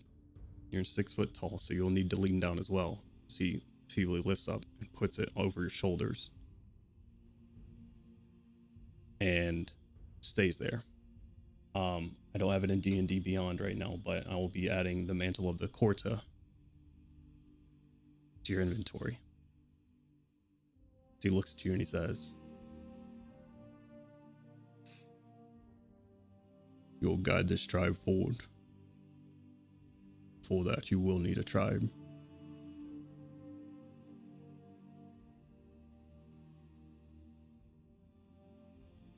Orc speaks up. The tribes from the south send by the morning. Cortahagra says, Shan has its resources pooled. But when we do, you have other tribes as well. Tribes from the east will send. Larger orc and those black furs. You will have tribes from the north as well.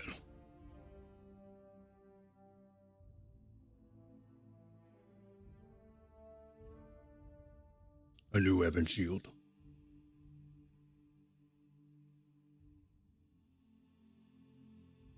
You have been through many things.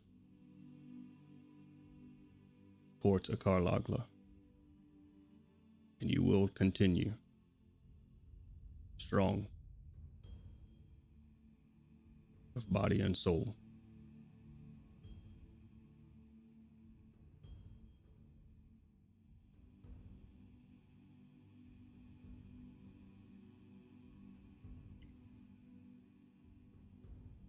I return always to your wisdom, Corta, and those of our ancestors.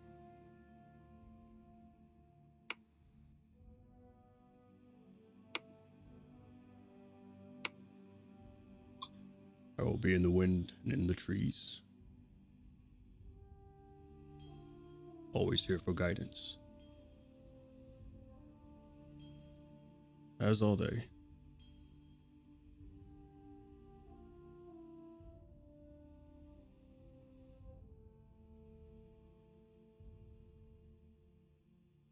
Sits down in front of you and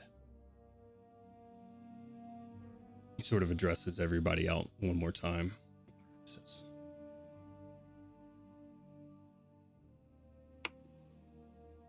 I grew tired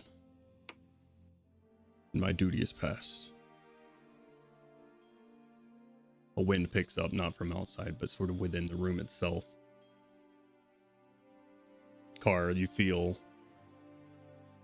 it's not a visual thing, but you feel it as you hits your heart and sort of traces along this mantle, just this leather strap now that he's placed around you. As he sits there for a moment, he grows still, hits you in the chest, and just feel this knowledge of nature wash over you, more of a connection than you felt before. The wind picks up, leaves, picking up around it. And then just becomes this massive swirl of wind, leaves. Not an orc in here seems to be perturbed by it. As it picks up more and more and more, and these leaves start blowing up and around him, just completely obscuring vision in this room. It grows deafening for a moment, and then quiet again. Leaves settle to the floor of this place. And where once sat your Corta, now sits a black ebony statue of a black water buffalo. You see the trails these pulsating trails that still lead to these chrysalis above you start to dust and collapse and fade. All around you. If one were to look on the other side of this wall, eventually the dusting of these trails that were leading to these chrysalis would lead to this gate, which would also begin to dust and fall away, being no more.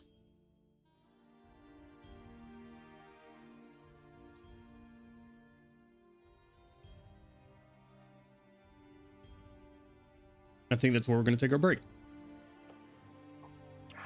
All right. Thank you guys so much for playing with me. Thank you guys so much for joining me. I really appreciate it. We are going to pick back up right here when we come back. Don't go anywhere. Much love. Bye. Hello, everybody. It's us. All the same people that were here not too long ago. In case you missed the first half, and I hope you didn't, but in case you did, let me catch you up on what has happened. A lot. Our party struggled and strained to escape the clutches of Valara, the Mad Lord, the sovereign of swarms, the crawling queen. And they did, just barely. Several of them had few moments that came down to die rolls as to whether they made it out or not, and they ended up doing that. As they did, the plane shifted back to the material plane via Korta Orlev turn. They had a nice slumber in the crawling oak. Korta and Karlagla spoke briefly about what they've gone through and validated that experience a bit. But he told her that it was only going to get more difficult the next day, as he summoned the druids from around of the Gashkala, and he replaced himself as Korta of the Ebon Shield. He named Artyom Kala, a warrior of the natural world, and Karlagla is now Korta Karlagla, a leader of her people. All of these druids around you, members of the Gashkala from all around, have promised forces, new tribe members, to help keep this gate deep within the crawling swamp. That's where we pick back up. As the leaves settle here, and you look back on where the Korta was, statue of a black water buffalo sitting there, silent and still. A couple of druids come over, lift him up along with you, Kar. Place him amongst the other corpses above, around the seal. A couple of the orcs come by, pay their respects to you. A couple of them you've met before, some of these people you've never met. Most of them you haven't. You were one of the only ones in your tribe that didn't have such an isolationist point of view. But you've spoken to your sister tribes on the supply drops. So you've met one or two of these people. Come up, pass on their condolences for not the Korta. That's not what they're here to mourn. That is someone passing off their duty. Someone who's been here for a long time and has lived a long life, but to the tribe and what you've had to do. And they ask to hear your story over a meal, as they will go back up top. You guys look around. The holes where these things existed not long before they're filled in with dirt and earth that sort of just collapsing around it, but there are no more chrysalis around, all seemingly turned to dust with the Kortas, with Orlev Torn's sacrifice. A couple of them wring their hands, stomp on the ground as roots grow up into tables, and a meal is produced from the very earth in front of you. A hero's feast for all. As you see a couple 100 feet away, about 6 eyes from the airship, looking through a crack, wondering if it's okay to come out. Erish, Mop, and Nilbo. Nilbo has a little bit of facial hair going on. He didn't have that before. Sort of like a deep stubble going on. Kind of coming to a point on his chin, a little mustache coming down. Erish, whoever he sees first within distance, just gives him a hug. Mop sort of very, very quiet still, but Erish goes through. It's so good to see you. All of you.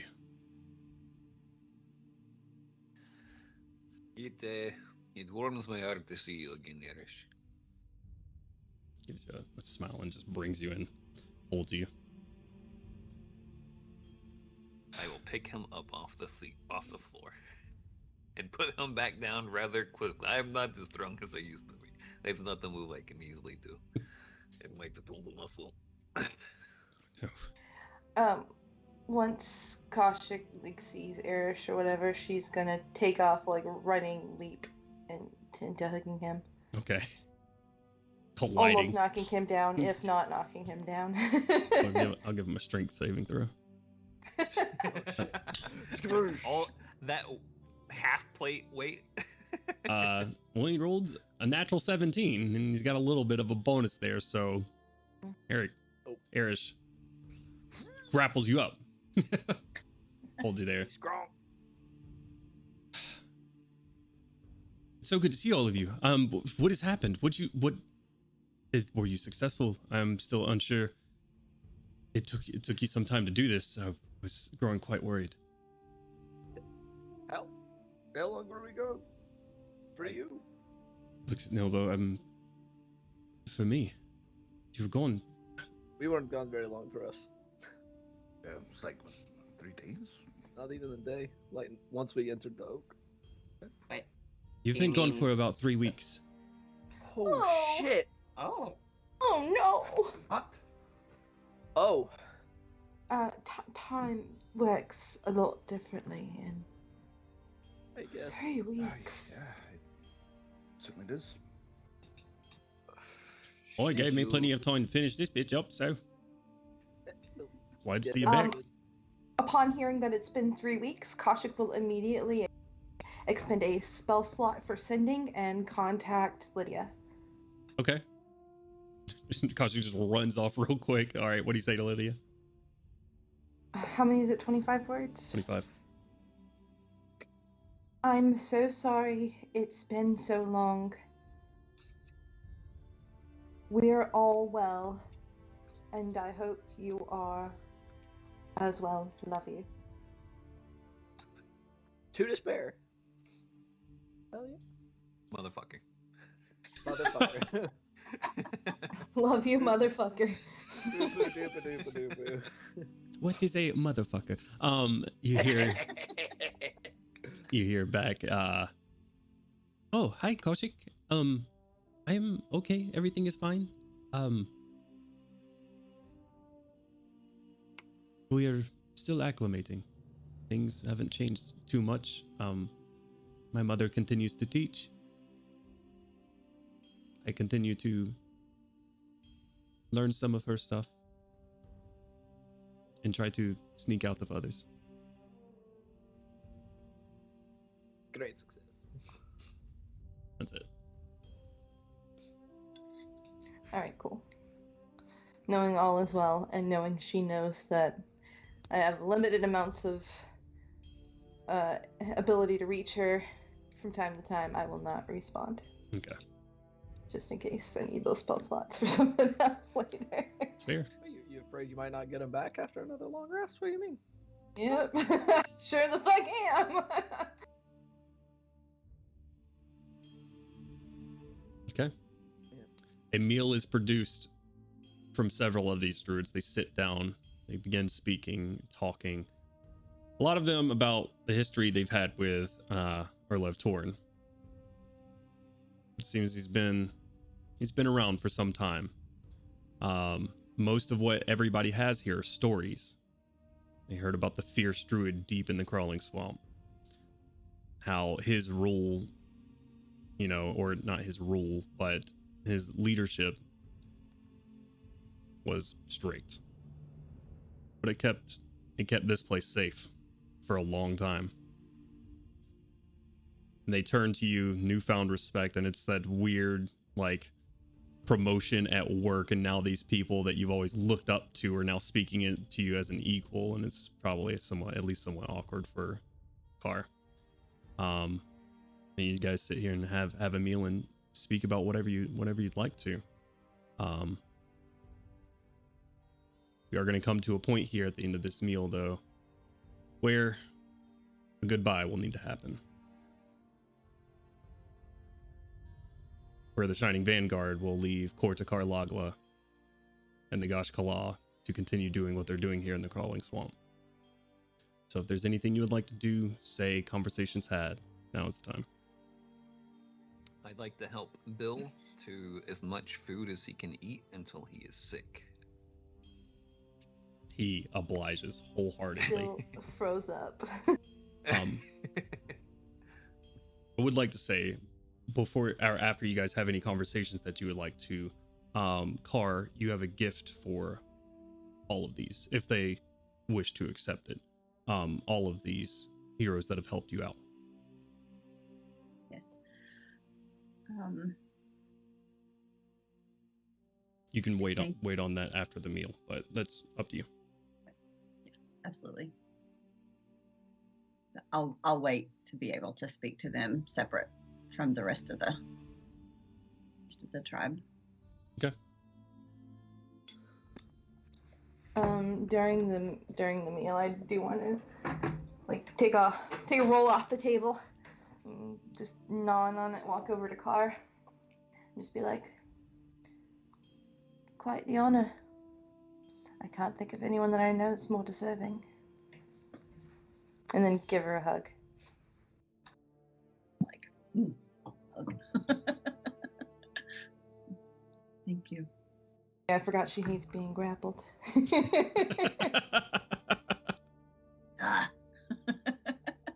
Sorry. Okay, it's an okay grapple. I'll grapple back. Thank you. It's been an honor to know you. Your tribe is a good one.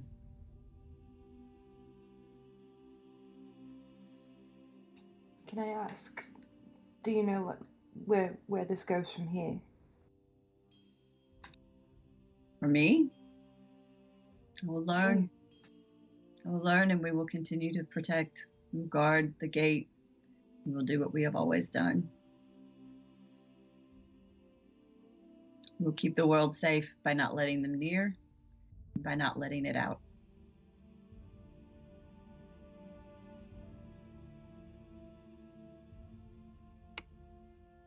And you? Where will your little tribe go?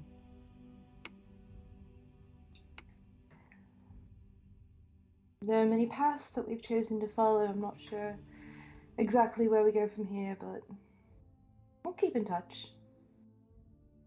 Let you know where we are, what's going on, and if you need anything from us, don't hesitate to let us know. I will. Be assured. You are strong, and you are very reliable. We do, we can. And then I will make my way back to, I don't know, the table or something. Just in the conversation with a firm handshake. I'll grapple you lightly. Oh, another good Side grapple. See, the thing about Koshka, she loves being grappled. Writes down note. Feels reverse psychology. Koshik likes this, but I'll never do it. Perfect. Thank you, DM. Yeah, tell that to Madison. Listen, she made her bed.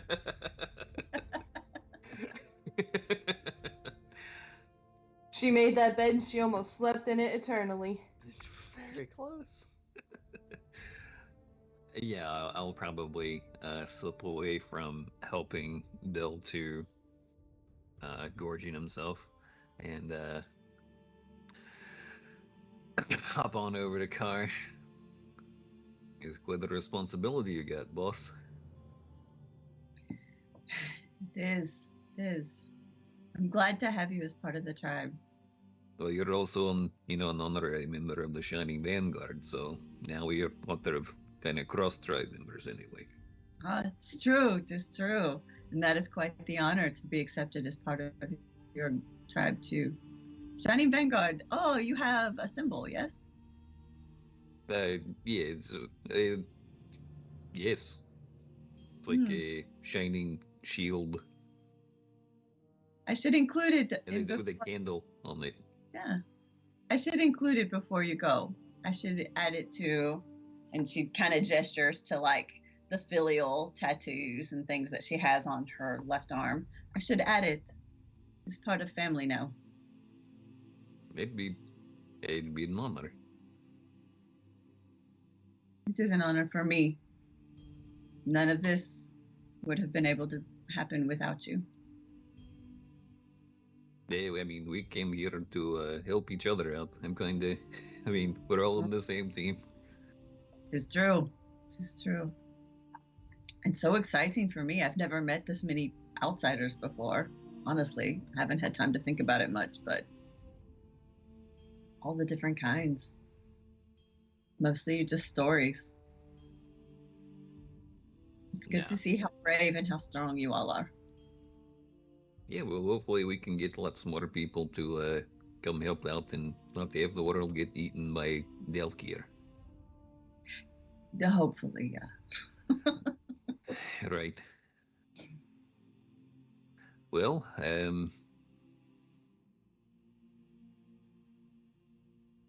I would say goodbye, but I guess this is more see you later because we both have our jobs cut out for us. I assume you're good.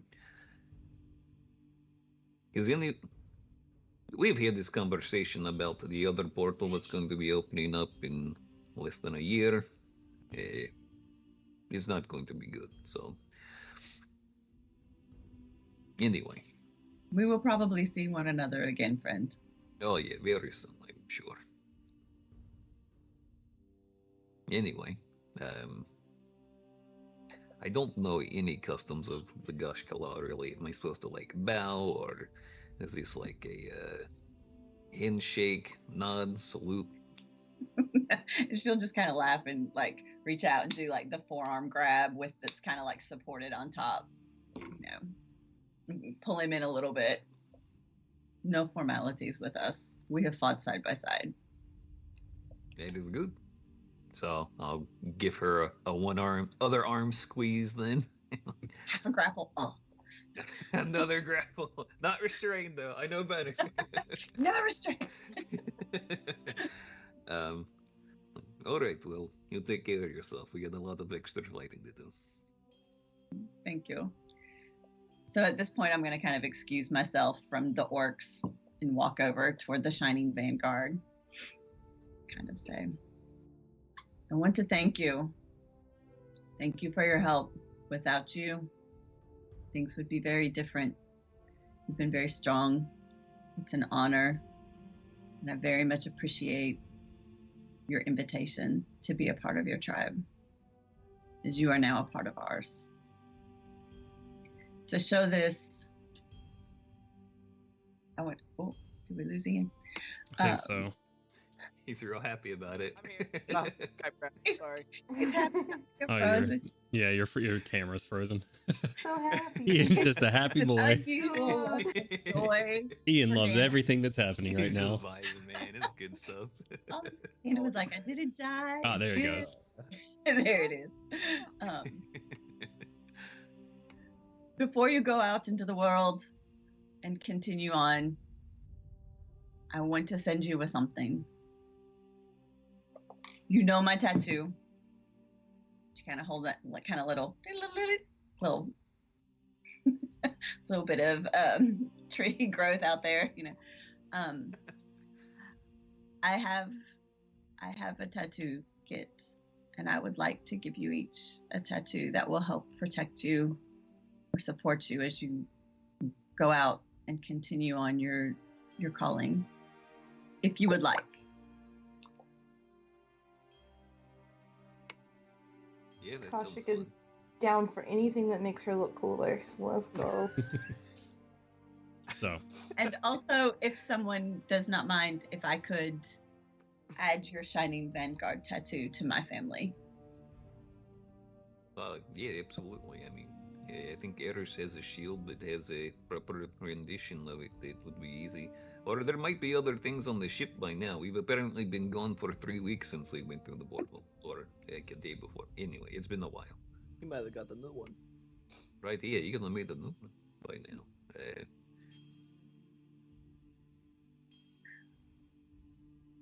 I have not. I have no objection. Oh, okay. We can draw it out. We have a Yeah, tattooing's just a performance check, right? big good painter in the group.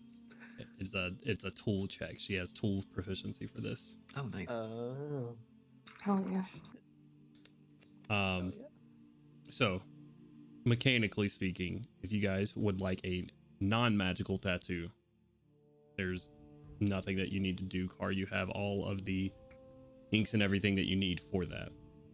You have enough materials for one of each of these that can give them some small magical bonus. One of each, and you can choose how you want to make these look, or you can speak with the player or the character about what they would like to do. But if someone wants to type these out as I continue on, you have an Eye of Dark Vision, which gives you dark vision up to 30 feet, or if you already have it, it extends it out to 60. You have the Mark of the Ranger, which gives you a +1 to attack and damage with bows and crossbows. You have the Mark of the Hummingbird, which gives you +2 to initiative rolls. And just because I am calling them these things does not mean you need to draw it like that. Those are small tattoos that you can do. Some other small ones, I'll tell you the size of them. Some of these have to be bigger because of what they are. You have Maw of the Dragon, which is a medium tattoo, which gives a person a breath weapon, 15-foot cone or a 30-foot line, 3d6 once per short rest, of acid, lightning, poison, fire, or cold, your choice. You have a Bear Claw tattoo, which functions as an Eldritch Claw tattoo in D&D Beyond. You have Spirit Walker's Sigil, which is once per long rest as a bonus action. You can dissolve into an ethereal mist and move through solid objects. If you end your turn in a solid object, you are ejected to the closest surface, taking 1d10 damage for every foot of matter you travel through. You have Venom Ward, which is another small tattoo, which gives you advantage on saving throws against poison. You have Dreamcatcher, which is a large tattoo, and it lets you cast Sleep with no spell slot per short rest, and other creatures are not able to enter your dreams without your permission. I wonder which one Koshik's gonna get. That's very interesting. A very interesting one. Those are what you can do. You can also do, like I said, regular non-magical tattoos. You can do each of those once. I have a question, DM. What's up? Has Edril, is that how he's been coming to me? Has he been entering my dreams? That's how he's been coming to me, right? I have no clue. You are such a bitch. Who knows? You do have a clue, you're doing it, you punk. Koshik knows that has only happened to her while she's been sleeping. Does everyone else in here have dark vision except for me? Me and you. All right. The human and the pretty damn close to a human. I want somebody to take that breath weapon tattoo, because that's cool as fuck. I like the Spirit Walker one. I want somebody to breathe Breathe fire, please.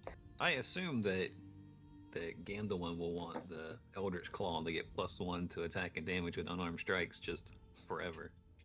I would not be displeased with that. And you can make unarmed strikes 15 feet away. Once per day, yeah. Once per day, but still. For a little bit extra. It's for a minute, though. Huh? That's 10 combat. rounds of Yep, fuck you from 15 feet away. Yep. It might stop you from using that bow as much. Har, har, har, har, har. Hey man, I've been landing shots with that bow. Leave me alone. You did. You actually did shoot a demigod a few times with a longbow. That was Just pretty a couple impressive. times. Like, fuck you! Pew! So I don't think she gave much of a fuck, so.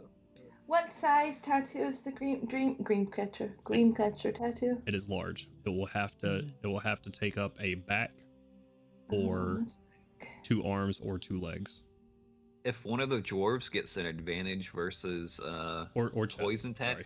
tattoo, does that make them immune? It does not, unfortunately. It's worth a shot. The Mark of the Ranger was just a bonus to was just a +1 to damage, right? +1 to attack and damage with bows and crossbows. +1 to attack and damage with bows and crossbows. There we go. Correct.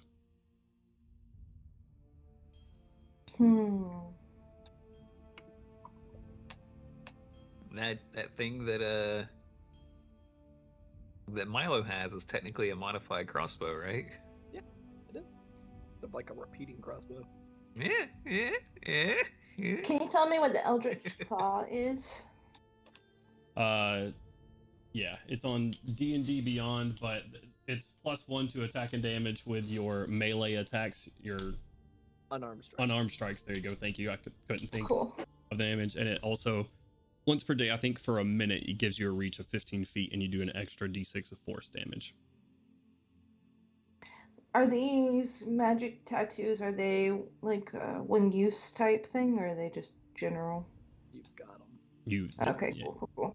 Yeah. Because I know I've seen magic tattoos in the past that are like you can expend the tattoo and then it like disappears off of your skin or whatever. Oh so yeah, that's for the cool spells and stuff like that. No, these are Yeah. on Okay. you. I will say, so everybody knows, some of them are attunement, or the Eldritch Claw is attunement. And I think that's the only one actually. I'll double check and send the attunement stuff to you later on. I know we've spoken about in the past that like whether it's permanent or not, I will say if you would like to end your attunement to one of these things and still have your tattoo later on, you can do that though.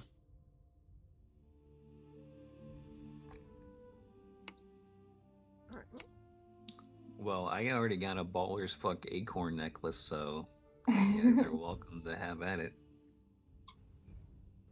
Thoughts, comments, concerns? Oh, I'm definitely taking the Dreamcatcher one. Sorry if anybody else wanted that.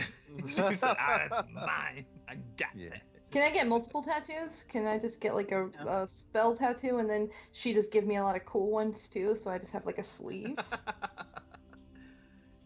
We're all gonna get Shining Vanguard. Be like, how much time do you have? Like, We got all day, I'll Carl. get Let's the go. Shining Vanguard tattoo. Yeah. You might have to play rock, paper, scissors with the spirit sigil of Crowley. Well, Retracted his interest. so as you guys are talking, Par's going to be setting up. There's this big kind of stump that takes the place of like a table. They're kind of, and on another one, she's kind of unpacking tools. And as she's unpacking, you realize she has a lot of stuff. And she was the tattoo artist for her tribe. Like she had apprenticed under one of the people that she ended up having to kill, right? As part of that, you know, for regular tattoos, and I mean, you can tell like tattoos are super important for their tribe, right? For all kinds of things, you get them as blessings from people. You get them as kind of like awards and symbols of achievement, family ties, all those types of things. So they're super important. She's like, ready? Who's first? If you said This is not. This is a gift. You don't have to. You don't have to accept it. It is a gift. You can choose to receive or no. I know that this is not the same. Oh, sorry. Go. No, go ahead. It's not the same for everybody outside of our tribe. So feel free to not accept this gift if this is not what you want. You said the Eye of Dark Vision increases it by a distance if you already have dark vision. Correct. It's dark vision out to 30 feet, or if you already have it, it extends it out to 60. Gotcha.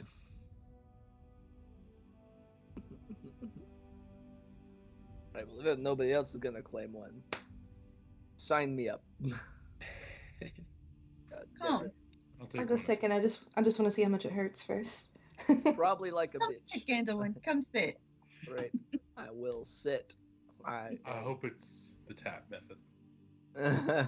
If nobody else is gonna contest, I am 100% going for that bear claw. I'm almost certain that Car does not have a tattoo gun, so. Pulls out the little hammer. Yeah.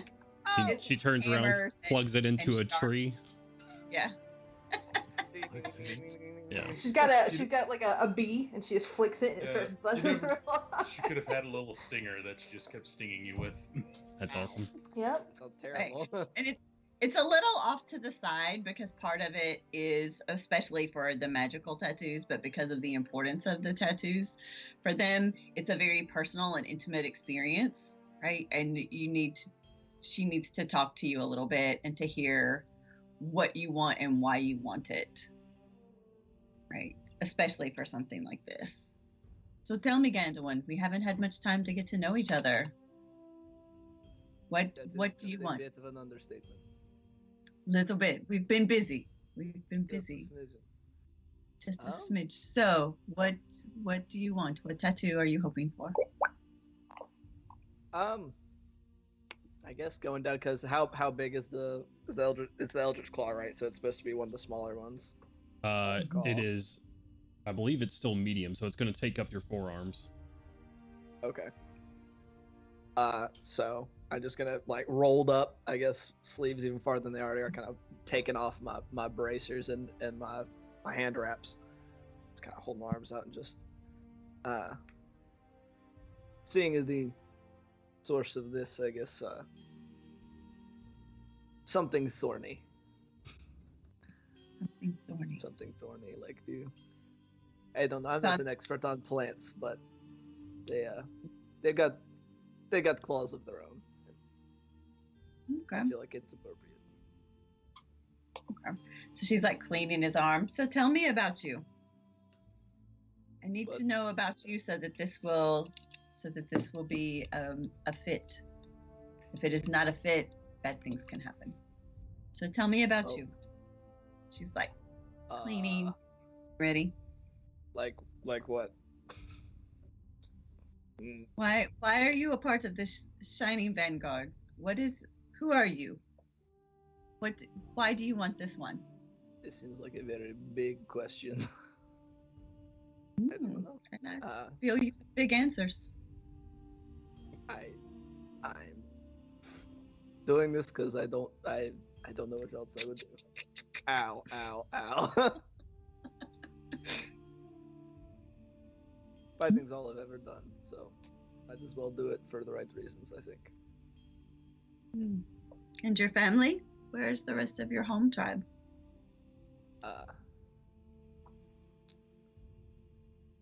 Elsewhere. Just stop. Corta don't do dodgy. Where is elsewhere?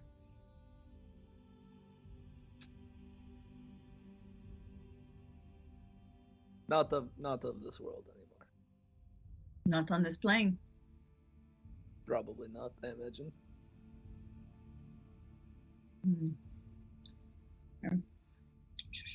So she does all her stuff, and when I step back, up both forearms in these just vivid blue, like it doesn't blend at all. It doesn't look faded. It's just vivid and sharp and stands out and dark, and there are shades of it. And they're not vines, but there are these twisting, sharp and jagged edges and lines that flow. They just seem to like almost erupt from his skin and go down, and then they trail off around his wrists, become very fine and delicate. It's a mixture of delicate and strong, bold lines. I step back. Say, so?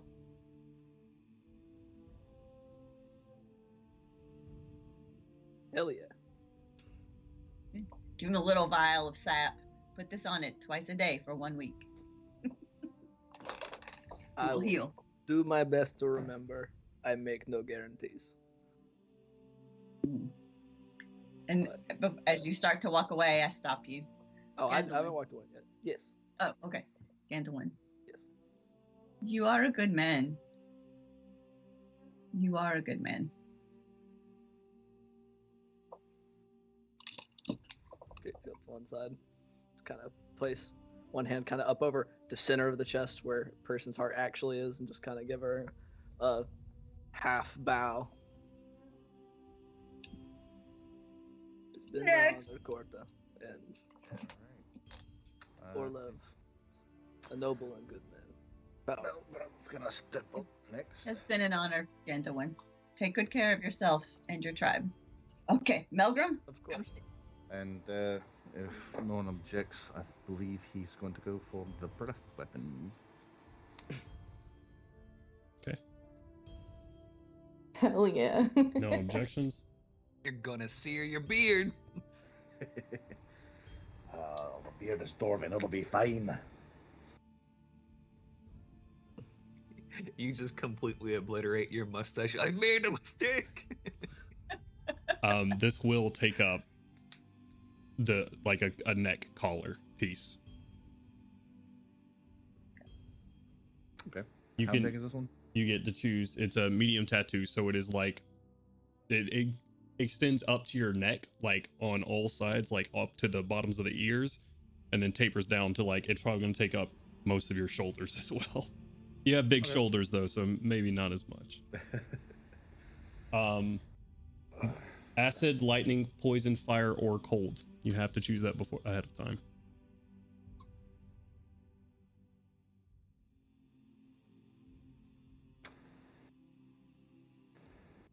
Let's go with. How many did you say? Acid, lightning, poison, fire, or cold.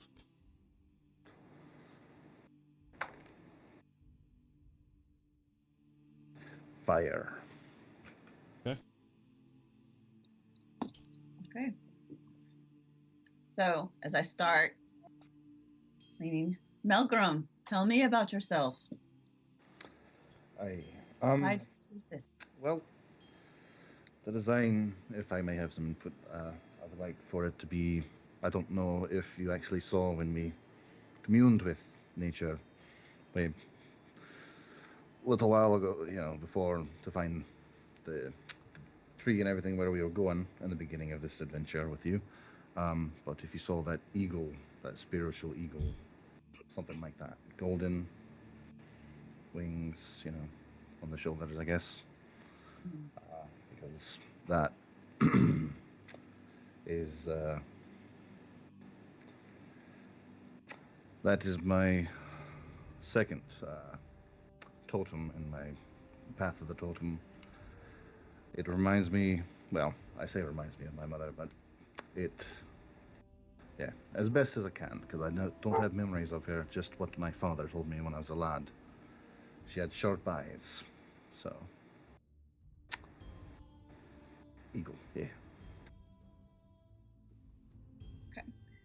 So, all right, that sounds good. So I'll start tattooing. So tell me more about this sharp-eyed woman. Tell me more about yourself. How did you become part of this Shining Vanguard?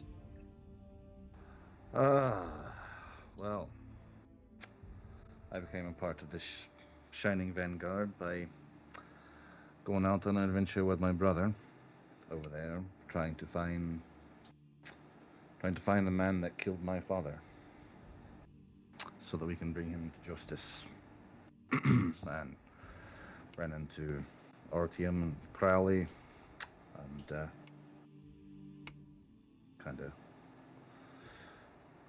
wiggles his ring finger a little bit, and then yeah, he was Crowley and Artyom at the time were trying to stop a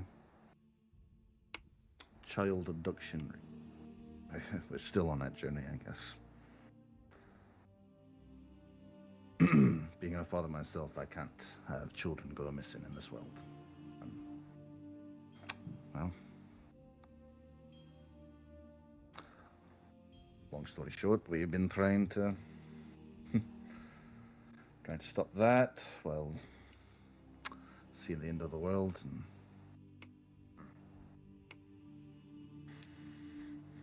a lot of my anger has come out on this little adventure. I sometimes question whether the choices I've made are right or wrong.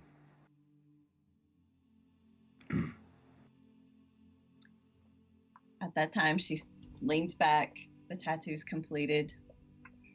And while it's not a complete eagle, they are eagle's wings, and they are golden red, and they extend from like the middle of your sternum up to the bottom of your throat, and then around to your shoulders, and then up your throat are flames. And it gives the illusion of a flame. Maybe you wouldn't notice it unless you saw the whole thing. A little bit wavering. And say, you have a good heart, Milgram. Always let it lead you.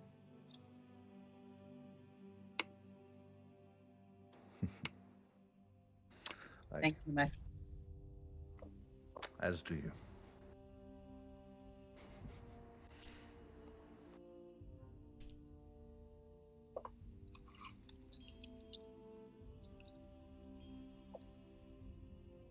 Okay. 2 down. Me. Koshik. Come, sister. Come sit. I hope What it can doesn't I- bother you. I'm going to be a bit specific with what I'd like, and you can have creative freedom if you like, but I'd hope that you could incorporate this somehow. Yeah. Yes, tell me. So, what I want is to get the Dreamcatcher tattoo that you specified. I don't want a Dreamcatcher because I feel like that's culturally inappropriate, but I would like, if it's possible, script running from one arm across my chest and down the other arm. Is that large enough, DM? How much text are we talking about? It's a stanza from a poem from my favorite bard. Whole stanza? It's a few lines. Let's hear it. I'll read them out to you. Yeah, let's hear it. I knew a bard back in Carnath, and he was a very close friend of mine. His name was Robert Frostbringer, and the line I was hoping for a blood red script, the color of my cloak, and I would like for it to say, the woods are lovely, dark and deep, but I have promises to keep and miles to go before I sleep.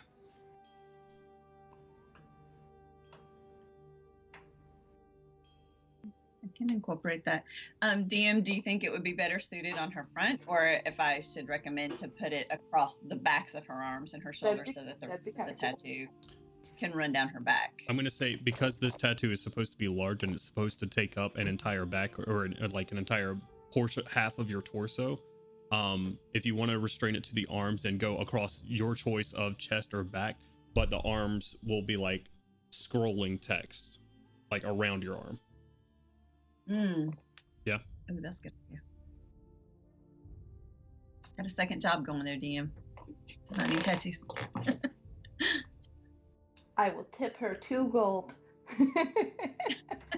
So anyway, so we'll have this discussion about like the different options for placement. And so what is your final desire for how you want the placement? Do you want the scrolling text? Do whatever you feel is right, and if you have to add more to make it big enough for the spell to work, add whatever you'd like. I just would like Do you want to go across the front? Do you want it to across your front or across the back? I think across the back might be a bit cooler. Okay.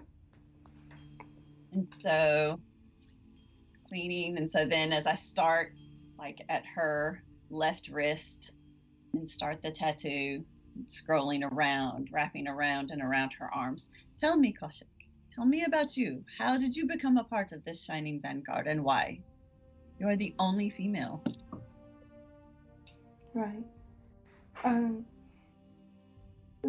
They found me in a place where I cared not whether I lived or died, and they made me realize that I'd rather live.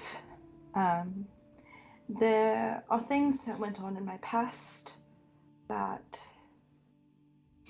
I don't want to discuss particularly, but I was raised by terrible people that did terrible things, and I was made to do terrible things, and I'd like to right those wrongs. And that's why I carried on with the group.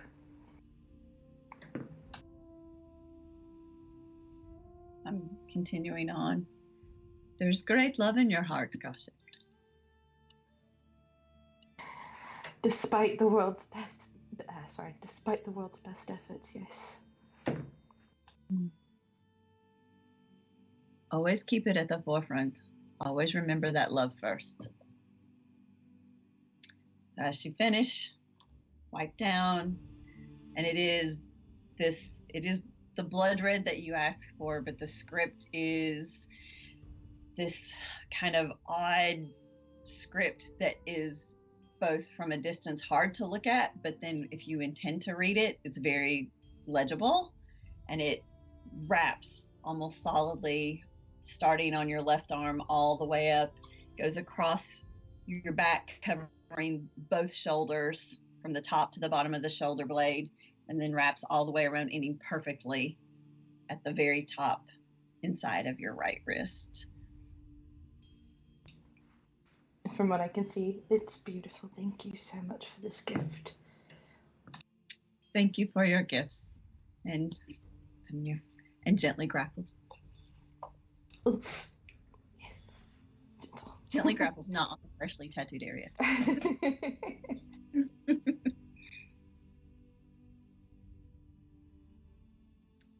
Okay. After Kaushik steps away, Milo will step up if nobody else is rushing to fill the spot. Okay. Milo! I have had no time with you, I feel. Come, sit. We've been kind of busy. A little bit. What can I gift to you, my friend? So mechanically, the Spirit Walker's sigil would be fantastic. Okay. All right. I know Crowley was also interested in that, so y'all need to have that discussion. Oh, I missed that. I am so sorry. Quick, out of character. Shame on you. I didn't hear it. For crossing the party, you just don't get it. I think that's fair. Okay, good. Choose some.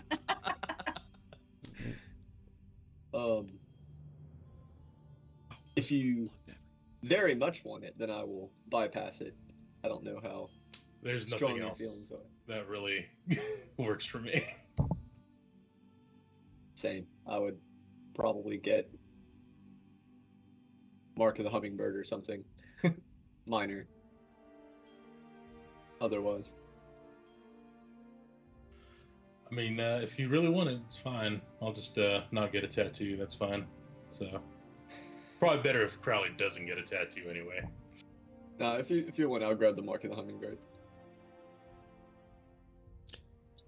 I'm going to say something that may affect Crowley's decision here. So if I can have everybody take off their headset, please, and mute Skype.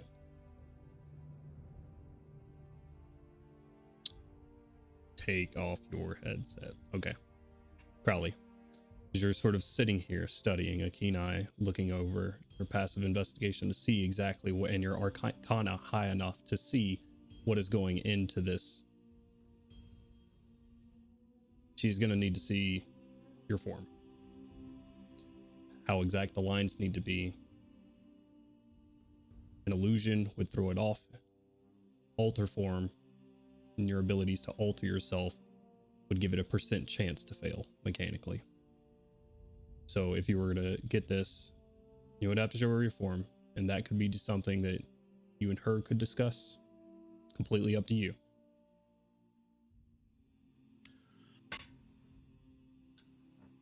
I'm willing to go along with it. Sure. Well, might as well, because I don't think I'll be seeing her anytime soon. Okay. And it's probably in the best interest. Crowley is not doing it for himself.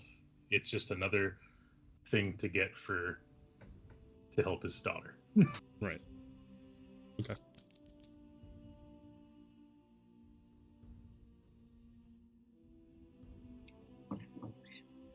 Alrighty. We good? So, however you guys want to settle, if you plan on moving forward, Crowley, or you guys discuss that. However you want to settle that is up to you. Roll off for it. I can make both of those thematic. So if you still want the Spirit Walker, we're Gucci good to go. It would help me. I just don't know. Like, I'd be great with it, but I don't know how much you want to escape into the darkness.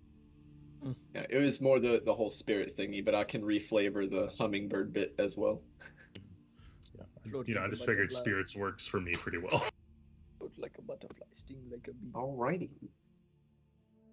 Yeah. So mechanically, that's what I'm shooting for, but in character, Milo is just going to say, I think you should pick. I don't have any any tattoos or anything. I wouldn't even know where to start. He's looking down at like his arms and chest pretty self-consciously.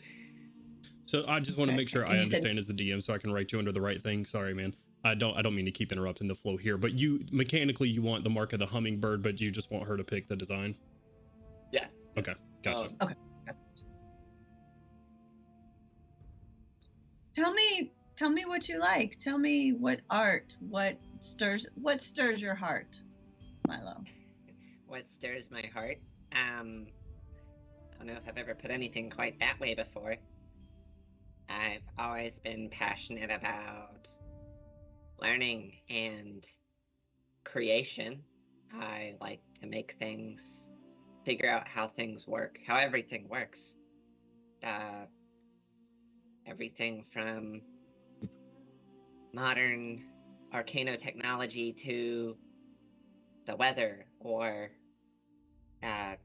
history, medicine, the humanoid body, how everything works. You like the soul. Still the soul figuring is that one out. Still figuring that one out. Okay. And where do you want it? Up to you, he says, and Mime's closing his eyes before actually closing them. Okay. So I'll go to work on his left shoulder. And you said small DM, so it would be like just Correct. like the upper portion of his shoulder? Yeah. Okay.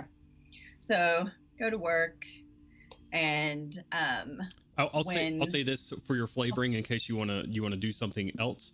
Small is the minimum requirement, so it has to be that size. If you wanted to do more, you could. Tat him up. Excellent. Okay, great. So then what I'll do is I'll take his left arm and start from his shoulder and go down to like mid forearm. And tell me about your childhood. Tell me, as he's talking and everything. Then when I step back, there is this like almost misty, ethereal kind of blue and green and purple. And if you look really closely, you see like pictures of flowers, but then they look like they're made out of machine gears and all these things, so that however you look at it, when you look again, it's a little bit different, right? And it covers his whole arm, and it wraps completely around the arm. So it's not like just the top. The tender areas underneath are covered as well. And it hits about mid forearm on his left arm. A step back. Do you like it? Out of character, that's good as fuck. That's cool shit. In character, he is not going to look at it yet. He, with his eyes still closed, will put his shirt back on. I'll let it be a surprise for later. Okay. But thank you. I'm sure it's beautiful. You're welcome, Milo. You are braver than you think you are. You are a very strong man. Don't forget that. You know what they say about cornered rats. And with a chuckle, we'll just try it off. You are not a rat, Milo. And it kind of comes after you. Next!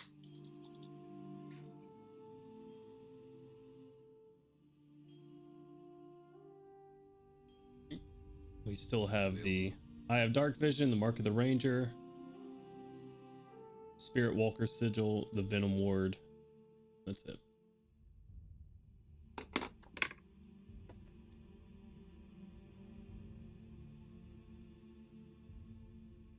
Anyone? Yeah, sure. I guess I'll get the Venom Ward, since dwarves already have resistance to poison, I think. And that one, DM, is that one a medium one or a small one? It's small. Small. Okay. Yeah. Okay, RDM, tell me what you want. Yeah. I don't know. Give me something surprising. Something surprising. Okay. What would surprise you? You seem to be a man of long life and many experiences. This is going to make me resistant to poisons and stuff, so I don't know. I've turned into a few snakes in my time. Maybe get me some sort of snake design, I guess. Okay. So I have him pull his pants up all the way to the tops of his thighs. And like clean off his legs, shave that hair off so we can get a good surface. Oh. Get to work. Right? Well, I mean, you can't have like hairy. No. I'm just looking at that. I see him naked. You've seen me naked plenty of times, so this is kind of uncomfortable. I can just take my pants off. Don't take them off. You just hold them up. Right? So shave his legs. Do the sanitizing. So tell me, how did a druid, and such as yourself, and with your age, end up with this group? As I'm like, well, I didn't know how old I was until like a week ago, actually. It's been quite an eventful past couple of months. But basically, we all ended up in a bar, and I started drinking a lot, as I'm prone to do. And these I don't know. I roped all these wallflowers in together and shaped us up into a nice team. Crowley and Gorham did most of the leading. I just kind of made sure people stuck together like nice glue. It's kind of a lie. These are all great people. We had missions and good deeds to do. So good people gotta stick together in the world like this sometimes. It's true. Glue is good. You seem like the glue. Yeah? Yeah, I guess. Okay. So she works and has you chat, and you guys chat back and forth, and then steps back, and both legs, starting at the top of your thighs on the right, your right thigh, so my left, it's in shades of green with some blue, with occasional violet highlights, but it looks like the scales of a snake just winding down your leg, and it ends at the top of your outside ankle, right, the tail.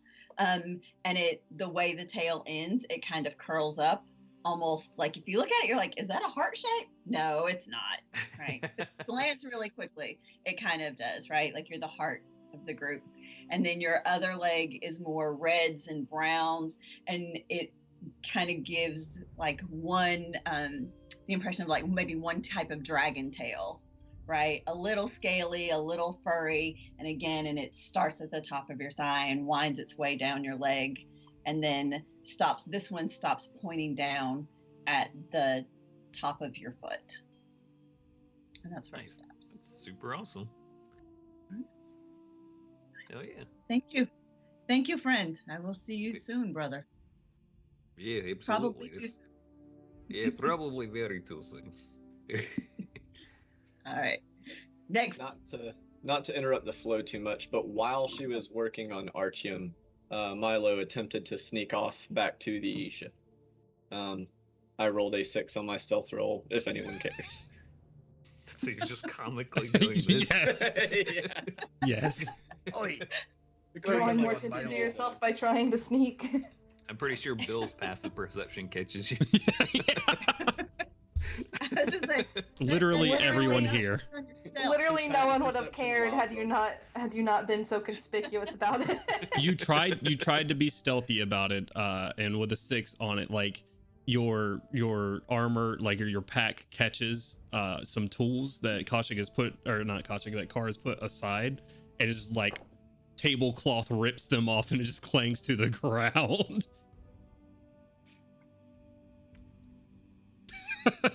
Like, stares around a bit, be like, Where are you going off to, Milo? Bathroom. I know you're not. I'm not even gonna bother that deception check. And we'll hustle off to his room/workshop. Sure. Where he will sit in his chair and hold his head while he cries.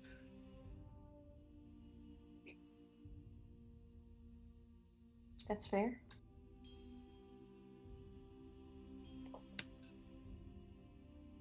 Okay.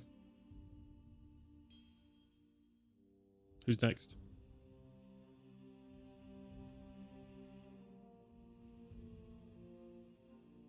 Crawley's just gonna go ahead and petition to be last. Okay. Which I believe leaves Gorham. Gorham, did you want anything? Mundane or magical? Your choice. Or nothing. I'm good. No, thank you. Okay. No.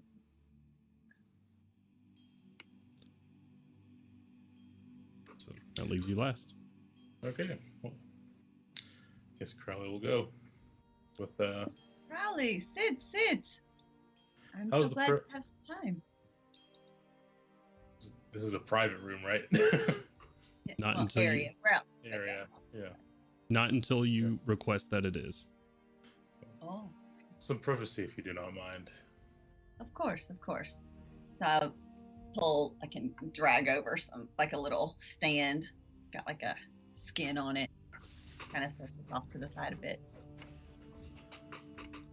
No, Crowley will just seat himself. Thank you. I guess Mask's just staring at her, just staring at each other right now, I guess. Mm-hmm. I'm trying to look Not for the awkward at size all. while y'all do this. So y'all go ahead. We're maintaining eye contact. Oh, how did you make privacy? And dragged like a physical, like a screen made out of like a skin with a little thing over. Do I see Gandalf anyway? You guys are like in the same, like Kara's taking you guys at this point to be away from the tribe up into one of these tree houses. Probably this is where she would do this.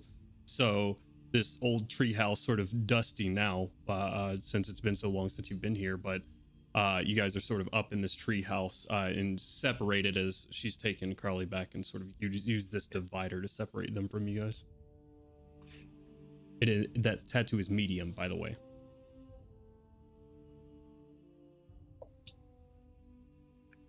So, Mr. Crowley, what gift can I give to you, sir? There was talk of the Spirit Walker sigil. It caught my interest. Ah, yes. And tell me, where would you like this? Tell me something about yourself. How shall I provide this gift to you? in as concise an area as possible. Beyond, perhaps, or the back if needs be. What would you like to know? I have no intention of hiding from you, especially if we're to part companies. I appreciate that. I know that you are a complicated man. I can see that. You carry a lot around with you. You're very strong for that. Tell me, what has you with this group? Why, I feel like you would be fine on your own, pursuing your own interests. Why throw your lot in with this group? And I'm going to ask you to kind of gesture to pull down your shirt, your top, so that I can get the whole broad expanse of your back. And so it'll run from your collarbone to the middle of your back. So this is going to take a while because Crowley wears just so much and he starts pulling. But the group slowly expanded from me and Autium, and certainly I could go it alone. But who am I to deny people who have desires similar to my own? Melgrim, Gorham, our interests align, and I'm more than willing to help them as they have helped me. We have found many others, of course. Gandalin, Milo.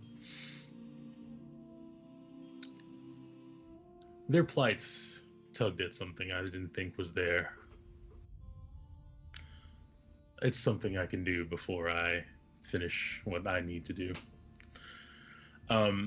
Eventually, it just starts coming off, and he turns and reveals a far more slender form than you would imagine, like behind the jacket.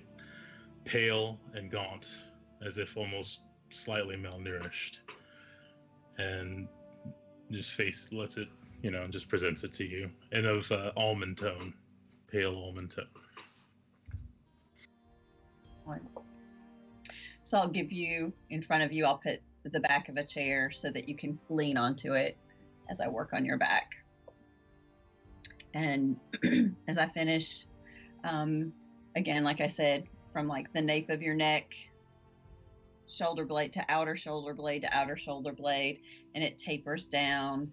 There are these swirls, and it's gray, it's blue, is it purple? It's hard to tell, but there are these dark colors, and it seems to be in motion of wind and mist, and it covers from the top of your lower back. Like I said, that whole portion. And I'll hold up I'll give you a mirror, and then hold up a mirror in the back so that you can see it. He'll examine it, intently before nodding his head. Thank you for your gift. And thank you for everything you've done. Mr. Crowley, you have had to be very strong and very singular of purpose. I hope you remember that you also have the capacity to be tender. Don't let that get lost. So he'll trace a thing, after dressing, buttoning up back and everything, but he'll trace a finger over the lips of his mask before nodding. I will take your words to heart. It has been an honor, Mr. Crowley.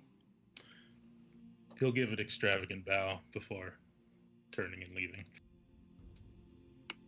Okay. This is taking some time.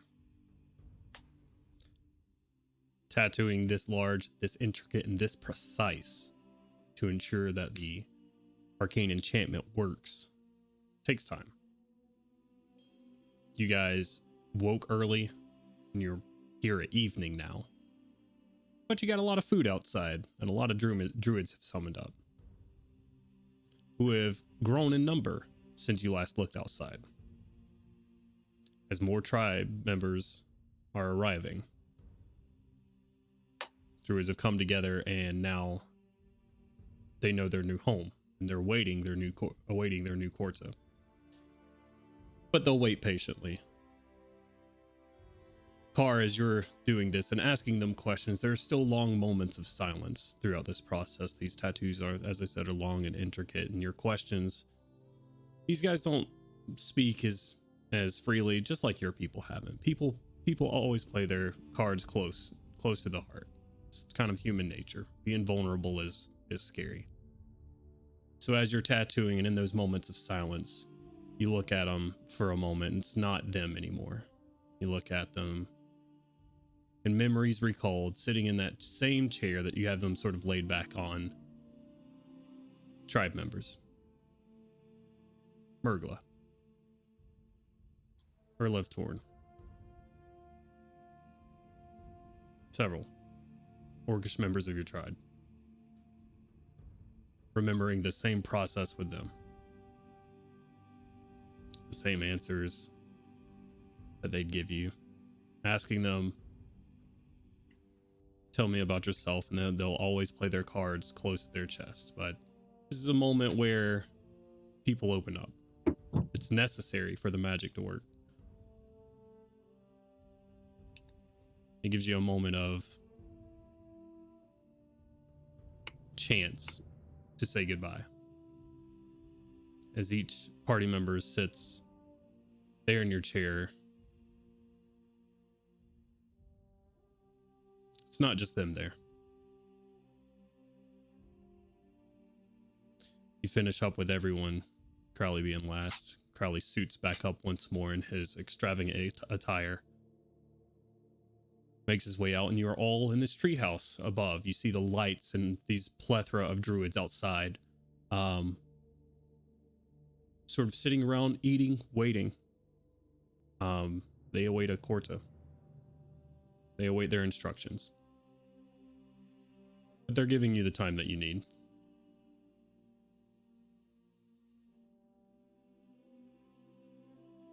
What would you guys like to do?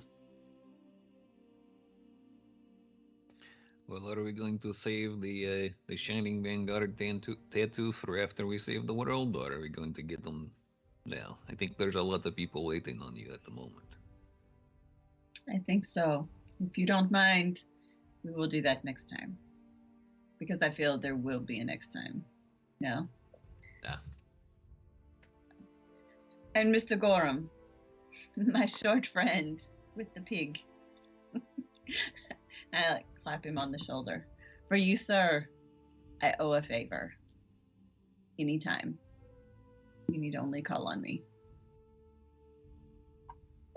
It has been an honor, sir. And to you as well.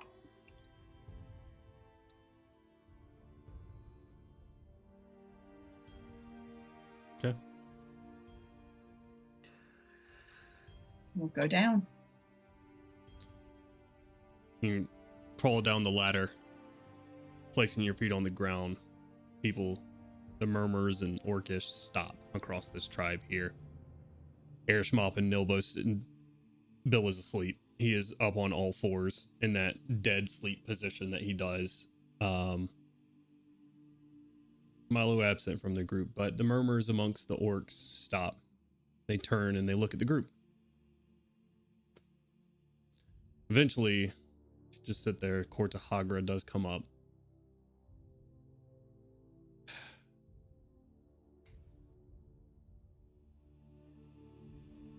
I have a feeling that we will be seeing each other very soon.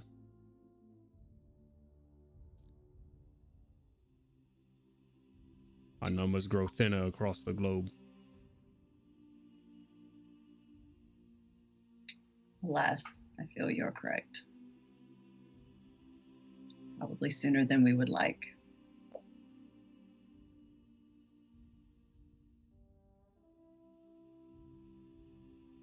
Once again, saving the world. This is what we do.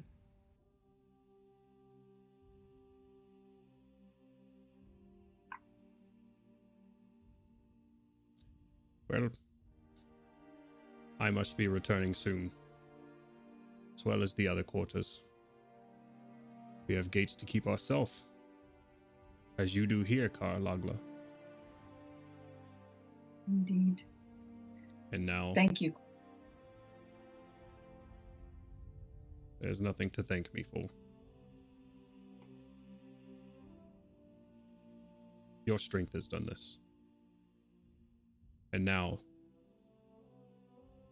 that strength has to drive a tribe.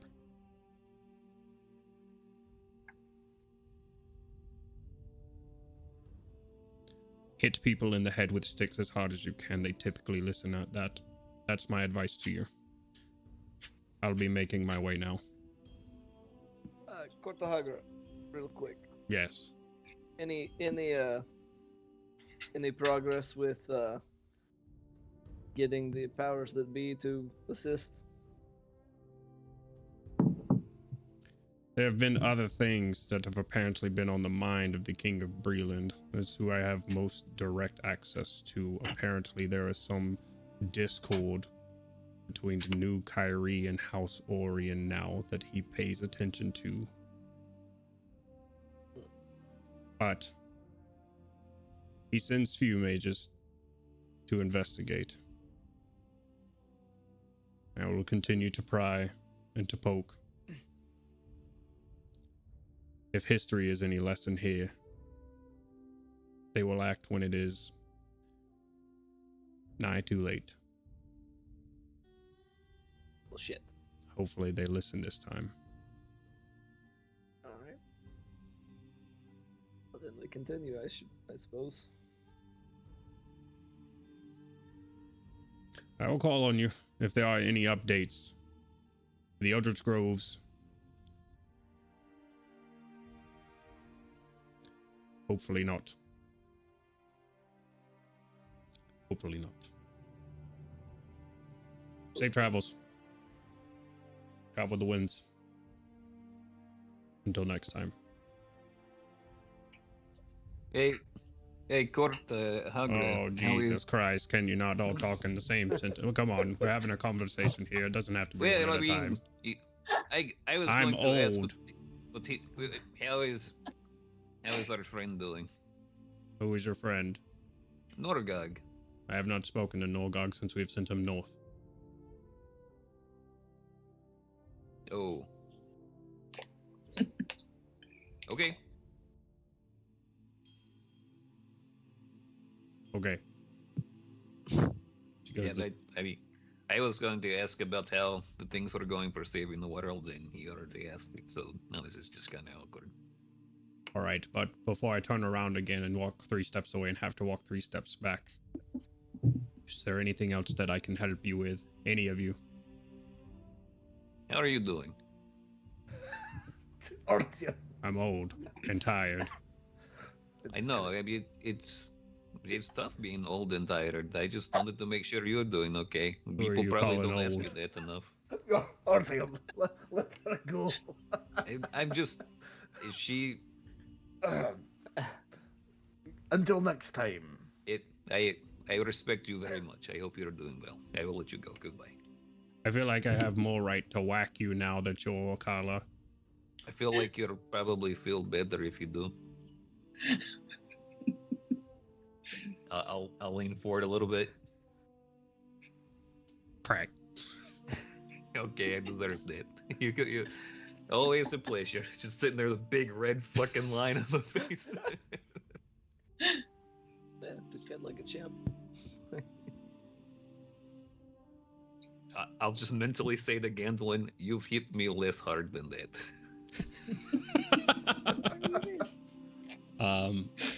Kortahagra walks over to a tree, cracks the tree very much like she did Artie, and the tree splits. She walks through.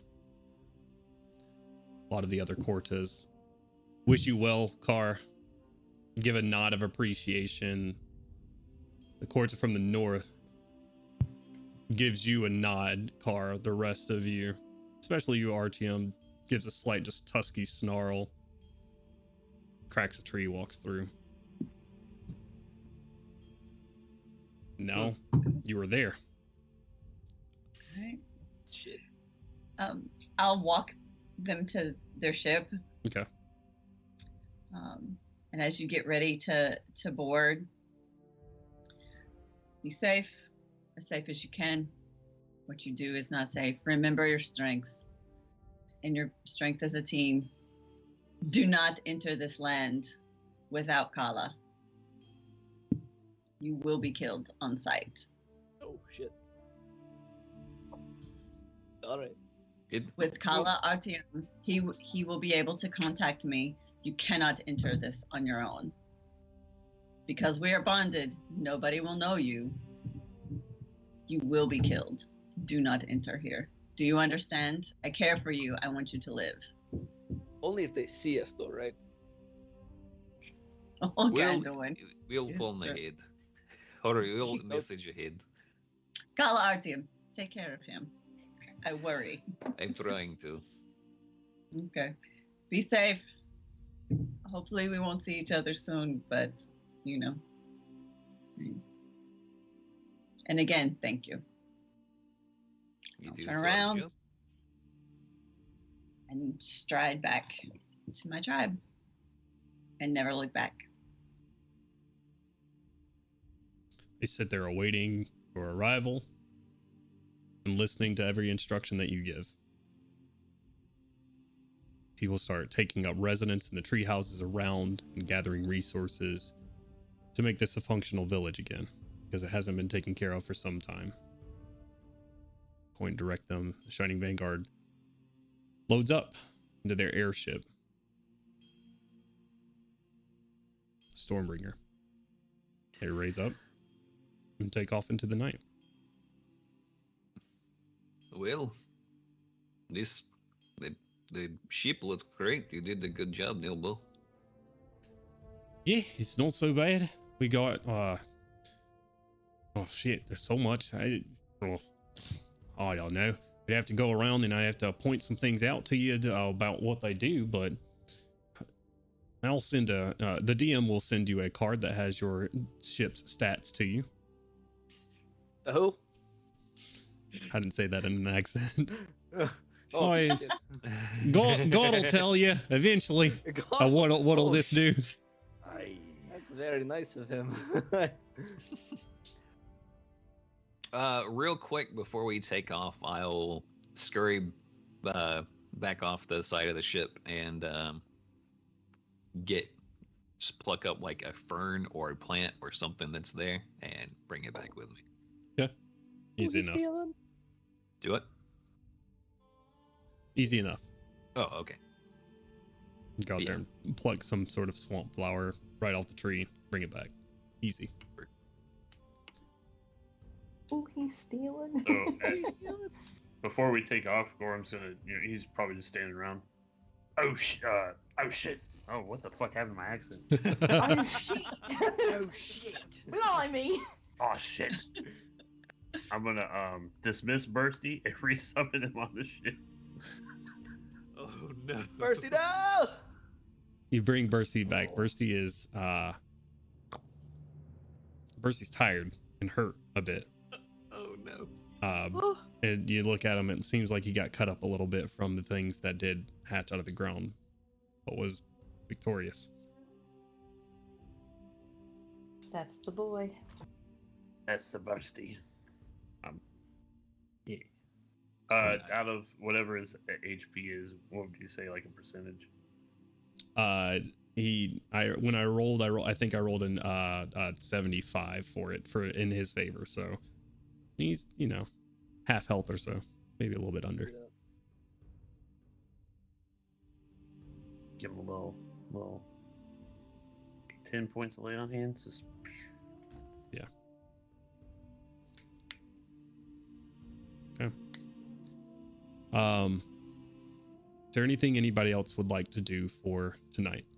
If not, we'll probably call the session there because I can't think of much better to do. But if you have something that you would like to complete for tonight or anything else that you'd like to say that you would do. I'd like to confer with Bill on all of the bad habits he's taught Mom so far. He's still pretty quiet about it.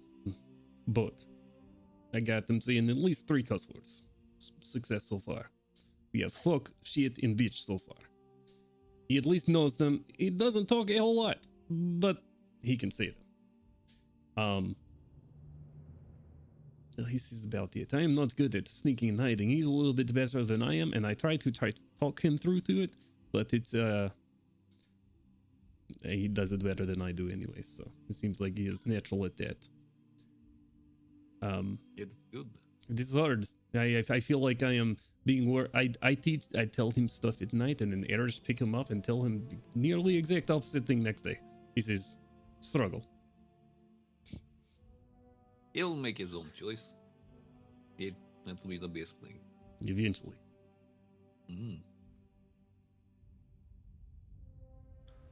Kashik would like to, realizing that Milo has been in the bathroom for a very, very long time, go find Milo. Okay. Milo, are you in there? Are you knocking on the bathroom door or his room? Bathroom door. No shit. No answers. It's empty. Hello? And then I will walk to Milo's room. Milo. Yeah. Hi. You didn't come back out after going to the bathroom. Are you alright? As I enter the room. He looks like shit. Kind of like slumped over his work desk. Eyes just completely red, tear streaks down his face. He's working on something just completely pedestrian, like a child's toy or like an automated light or something just about as mundane and boring as can be. Back to the door or facing the door? He's facing the door. And his fire bolter is kind of laying against the wall, looks like it's been thrown. Oh, Milo, is it your armor? Is that what you're upset about? You can fix it, I know you can. No,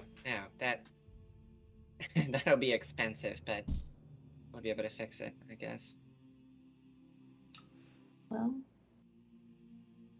would you like to talk? What's there to talk about? You tell me. You look like you've been crying for hours. Are you not about to? Well, I think I've been handling it okay. That's good. She says with tears welling up in her eyes. Kashik is an empath. When she sees other people cry, she starts to cry. It was a lot today, yeah, but we made it. We're here. We're all alive. Barely. Again. We carry on. Are you not sick of it at all? The violence and the fighting? And the fucking weapons? Probably like tosses his screwdriver at the fire bolter on the other side of the room. Like, stops for a second, takes a big sigh, walks back across the room and picks the screwdriver up, goes back to where he was, fiddling with the tool, or with the toy. Couple more turns, lets it go and watches it walk across the table a few steps. Well, yeah, but... You want the truth, Kashik? I don't want to fix the armor. I mean, I will. I know we've got things to do, and we all need to be able to contribute, but I don't want to.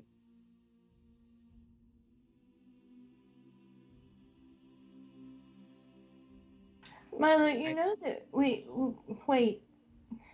Just let me talk. Okay.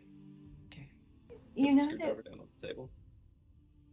You know that we all love you, and we care about you, and we're so grateful for everything that you've done for us, but no one is going to force you to stay here and do the things that you don't want to do. If you want to go be with your family, Let's just talk to everyone. And No, I'm sure we can... No, Kaushik, no, that's not it. I don't... Y'all are, at this point, just as much my family, okay? And the fact that you are is the reason I'm still here. I'm not doing this traveling and fighting and making weapons shit at this point because I want to. It is because y'all are my family. And that is also what makes it hard. We almost lost several of us today, yesterday, last week, whenever and wherever the fuck that was. But it still feels like we have so far to go, and all of the people that should be doing this, we're a bunch of random fucking people, Kaushik. There are governments and professionals who should be doing this. But we're they're having not. to do it. I They're know, not that's doing why it. we're here. But it feels like we have so far to go. And it's hard, okay? I want y'all to be safe, and I want to be safe, and I want us to be able to actually enjoy each other's company without the threat of fucking death and imminent global doom for like 3 days or something would be cool. At the expense of my newly tattooed arms, I am going to grapple Milo and just hug him as much hug as I can. With a wince from his one also tattooed arm being caught up in this, he will lean into it pretty heavily and probably resume crying. And Kaushik will not say anything else. She will just sit there and let him cry as long as he needs to.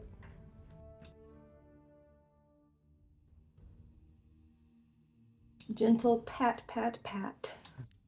Good old cry dice being rolled right now. Cry dice. Oh no. You get a good solid 4 minutes of just abject sobbing into your shirt. Like, you need to press the digitation that because it's not a good look right there on your shoulder.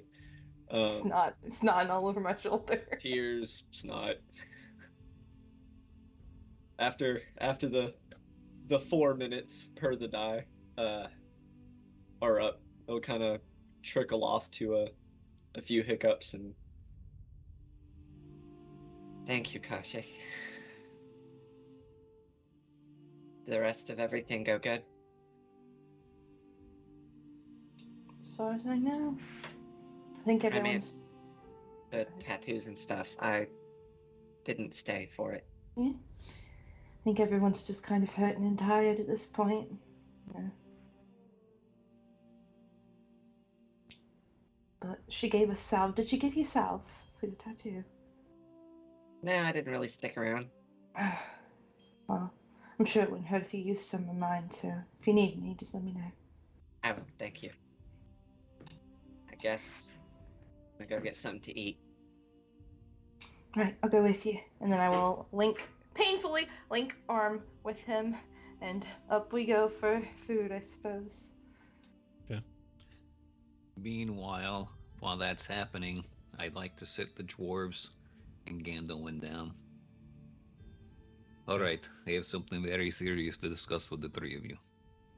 Well, and Crowley too, if he's around. He's around. Alright, I have something very important to discuss with the four of you. We have been inside this other dimension for 3 weeks. And while inside this other plane, we have technically not had any alcohol in 3 weeks. And we come out victorious, piecing in the mouth of a god, and none of us are dead. So, we are going to go get a barrel, and we're going to see how much we can empty it. Will you join me, or will you be disappointing? Of course we will. All right. Elbow the shit out of Melgrim. Well, there's something I'd like to get done first, but yeah. Sonia. All right, what do you need to get done? Let's do it. I'd like to talk to Coach for a second. Oh yeah, sure. Go right ahead. I need to talk to her too, so I'm gonna follow Milgram. All right, I'm gonna start pouring tankards to the lip. At this point, I'm gonna say Milo and I have come up the stairs arm in arm, and you guys, I guess, will intercept me as he goes to get his food. Go ahead, Milo. It'll be just a minute, I'm sure. Looks at the dwarves. We come across Artyom. Milo will probably like unlink arms with Kaushik just long enough to walk up and give you a really not precedented hug. You have no idea where this came from. Just yeah, I have booze right here, enough for everyone. Looking at the Of course you do. dwarves. What's up? What's up, guys? All right, Milgram, you first. Come on. I don't even know if I don't even know if what I would like to try and do would even be possible. Since you never You're met her. married. Listen, no, Jesus, by the ancestors. Brother, I never thought you were that. Kaushik Are they saying this in the same room? Absolutely fucking cackle. No. Look, we've been gone for 3 weeks. I I'm need dying. to try and contact my wife, you shit. I don't know if you can use your sending to talk to someone you've never seen. And I do that. I just don't kind of...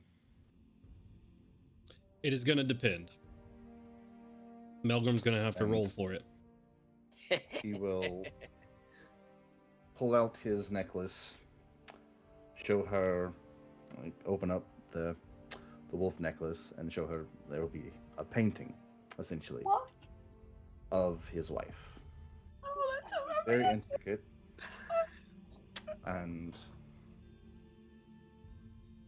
from one of his pockets, he will produce a lock of her hair. I don't know if this will help. Maybe it will. But I have to. I have to try. I'll do my absolute best. What would you like me to say to her for you? Just that I will try to make my way to her as soon as possible. That I am okay. And the last 2 words, I guess, love you, Maddie. Her name being Madison. That's her little nickname, I guess. Medicine, but I'm calling her Maddie. Aye. Got it. And what is he rolling? I'm gonna say with the locket and the hair that there will be no roll. You can send the message off. All right. So it's 25. 25 words. Okay, hopefully. This is going to be sent in Kaushik's voice, so I do need to sign it or start it as from Milgram. So I'm just going to say, I'm going to sign it from Milgram because I think that'd be cuter. Okay. I am all right. I will make my way to you as soon as possible. Love you, Maddie. Love, Milgram. Sound good? Sound good to me. Okay. A couple of moments pass. Kaushik, you have been to a plane of madness now where you have heard shrill, horrible things scream at you. And something far more horrifying than that comes back in the form of an angry dwarf woman with the anger of 1,000 suns echoes into your mind. And where the fuck have you been? And who the fuck are you little Miss Pretty? Milgram, and when you get this, I swear to God, I'm going to kick you. And it just stops in the middle of that, in the middle of slurs, and in the middle of just horrible tirade of Dwarvish where she is calling Melgrim every dwarven curse in the book. Since we're about to go to bed, I am gonna go, and I have spell slots abound. I am gonna go ahead and send another message to her from me. Okay. To try and diffuse the situation, and I am just going to say, I'm just a messenger. Things have been really scary, and Melgrim has been saving the world. Go easy on him. Give me a persuasion check. Oh no. Sorry, and my persuasion is +7, so that's P good, right? Good. P good. That is a 19 + 7. 19 so a plus 26. Nice. Not bad. Here, I'll show you the 19. Well, I mean, if you pick it up, it's kind of. You think I could? Okay, whatever. You could just be like, look, I rolled a 20.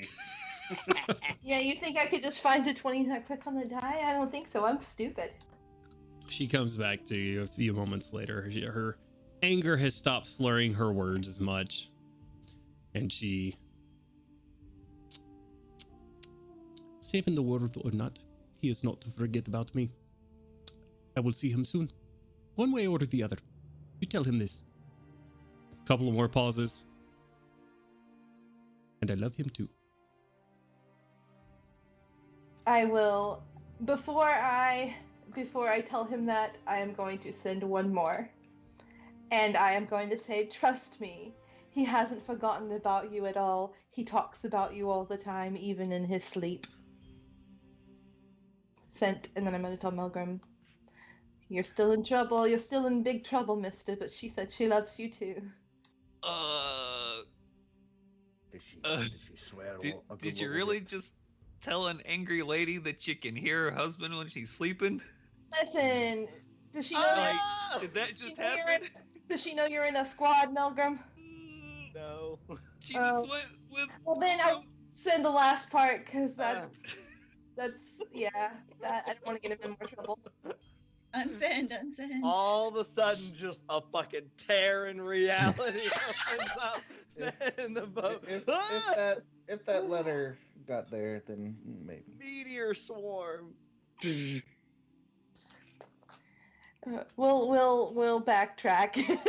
He talks about you all the time. He won't shut up about you. You get no response. Perfect. Okay. I did my best, Melgrim. Goran, what was it that you needed?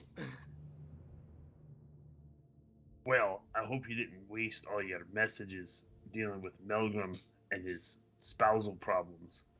Because I would like for you to send a message to Lucas and ask where he is and if he's ready to do that job that me and him had spoken about. And I know Lucas, because I have met him. Correct. Are you talking about Lucas not Lucas's Lucas. nephew? Lucas' nephew. What's his name? Lil Lukey. The squad. Hold on. Lucas Jr. Lil Lukey. Where are Jeremiah. they at? Jeremiah. Oh, yeah, the bullfrog. Jeremiah. Oh yeah, I definitely Where met the him. fuck is that note? I don't know. There's a bunch of them. Pretty sure it's All right. Jeremiah.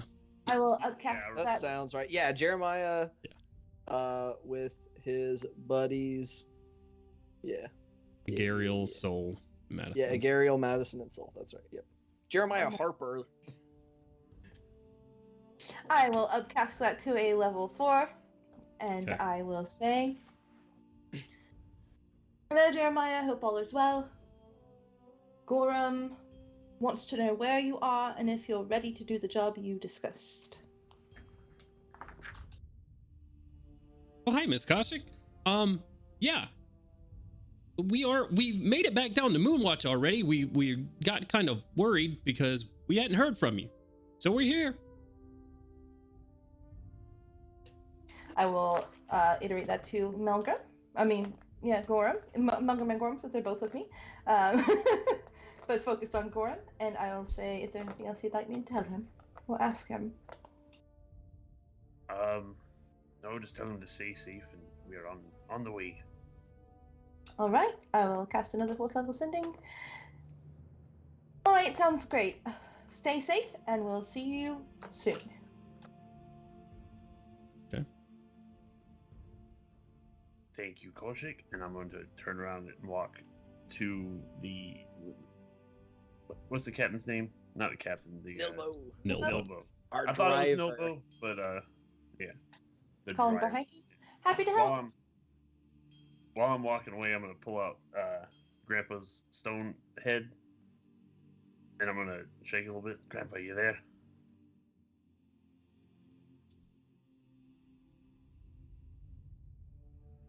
Grandpa is late. He's probably asleep. Rock Well, Malcolm, somewhere.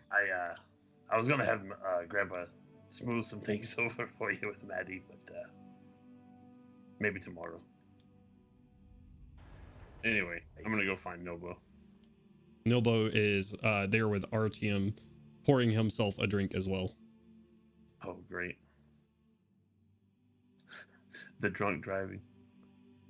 I think we're stationed for the night, right?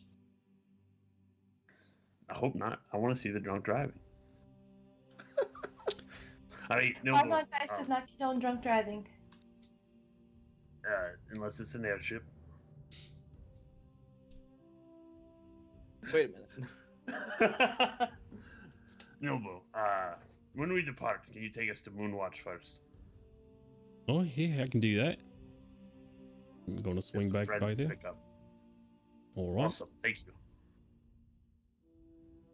Now let's drink. Already ahead of you. I'm gonna take this one up top, and I'm gonna get this Desire Shock for the night. I don't think being in the middle of the swamp's a good point. I heard your lady friend out there say when you're boarding the ship that we'd be killed, so I'm not a part of you, and I'm not whatever she said. So I'm gonna get us out of here, so we can discuss the details of our journey after the fact. It's good to have you back. Cheers. It goes up top. Cheers.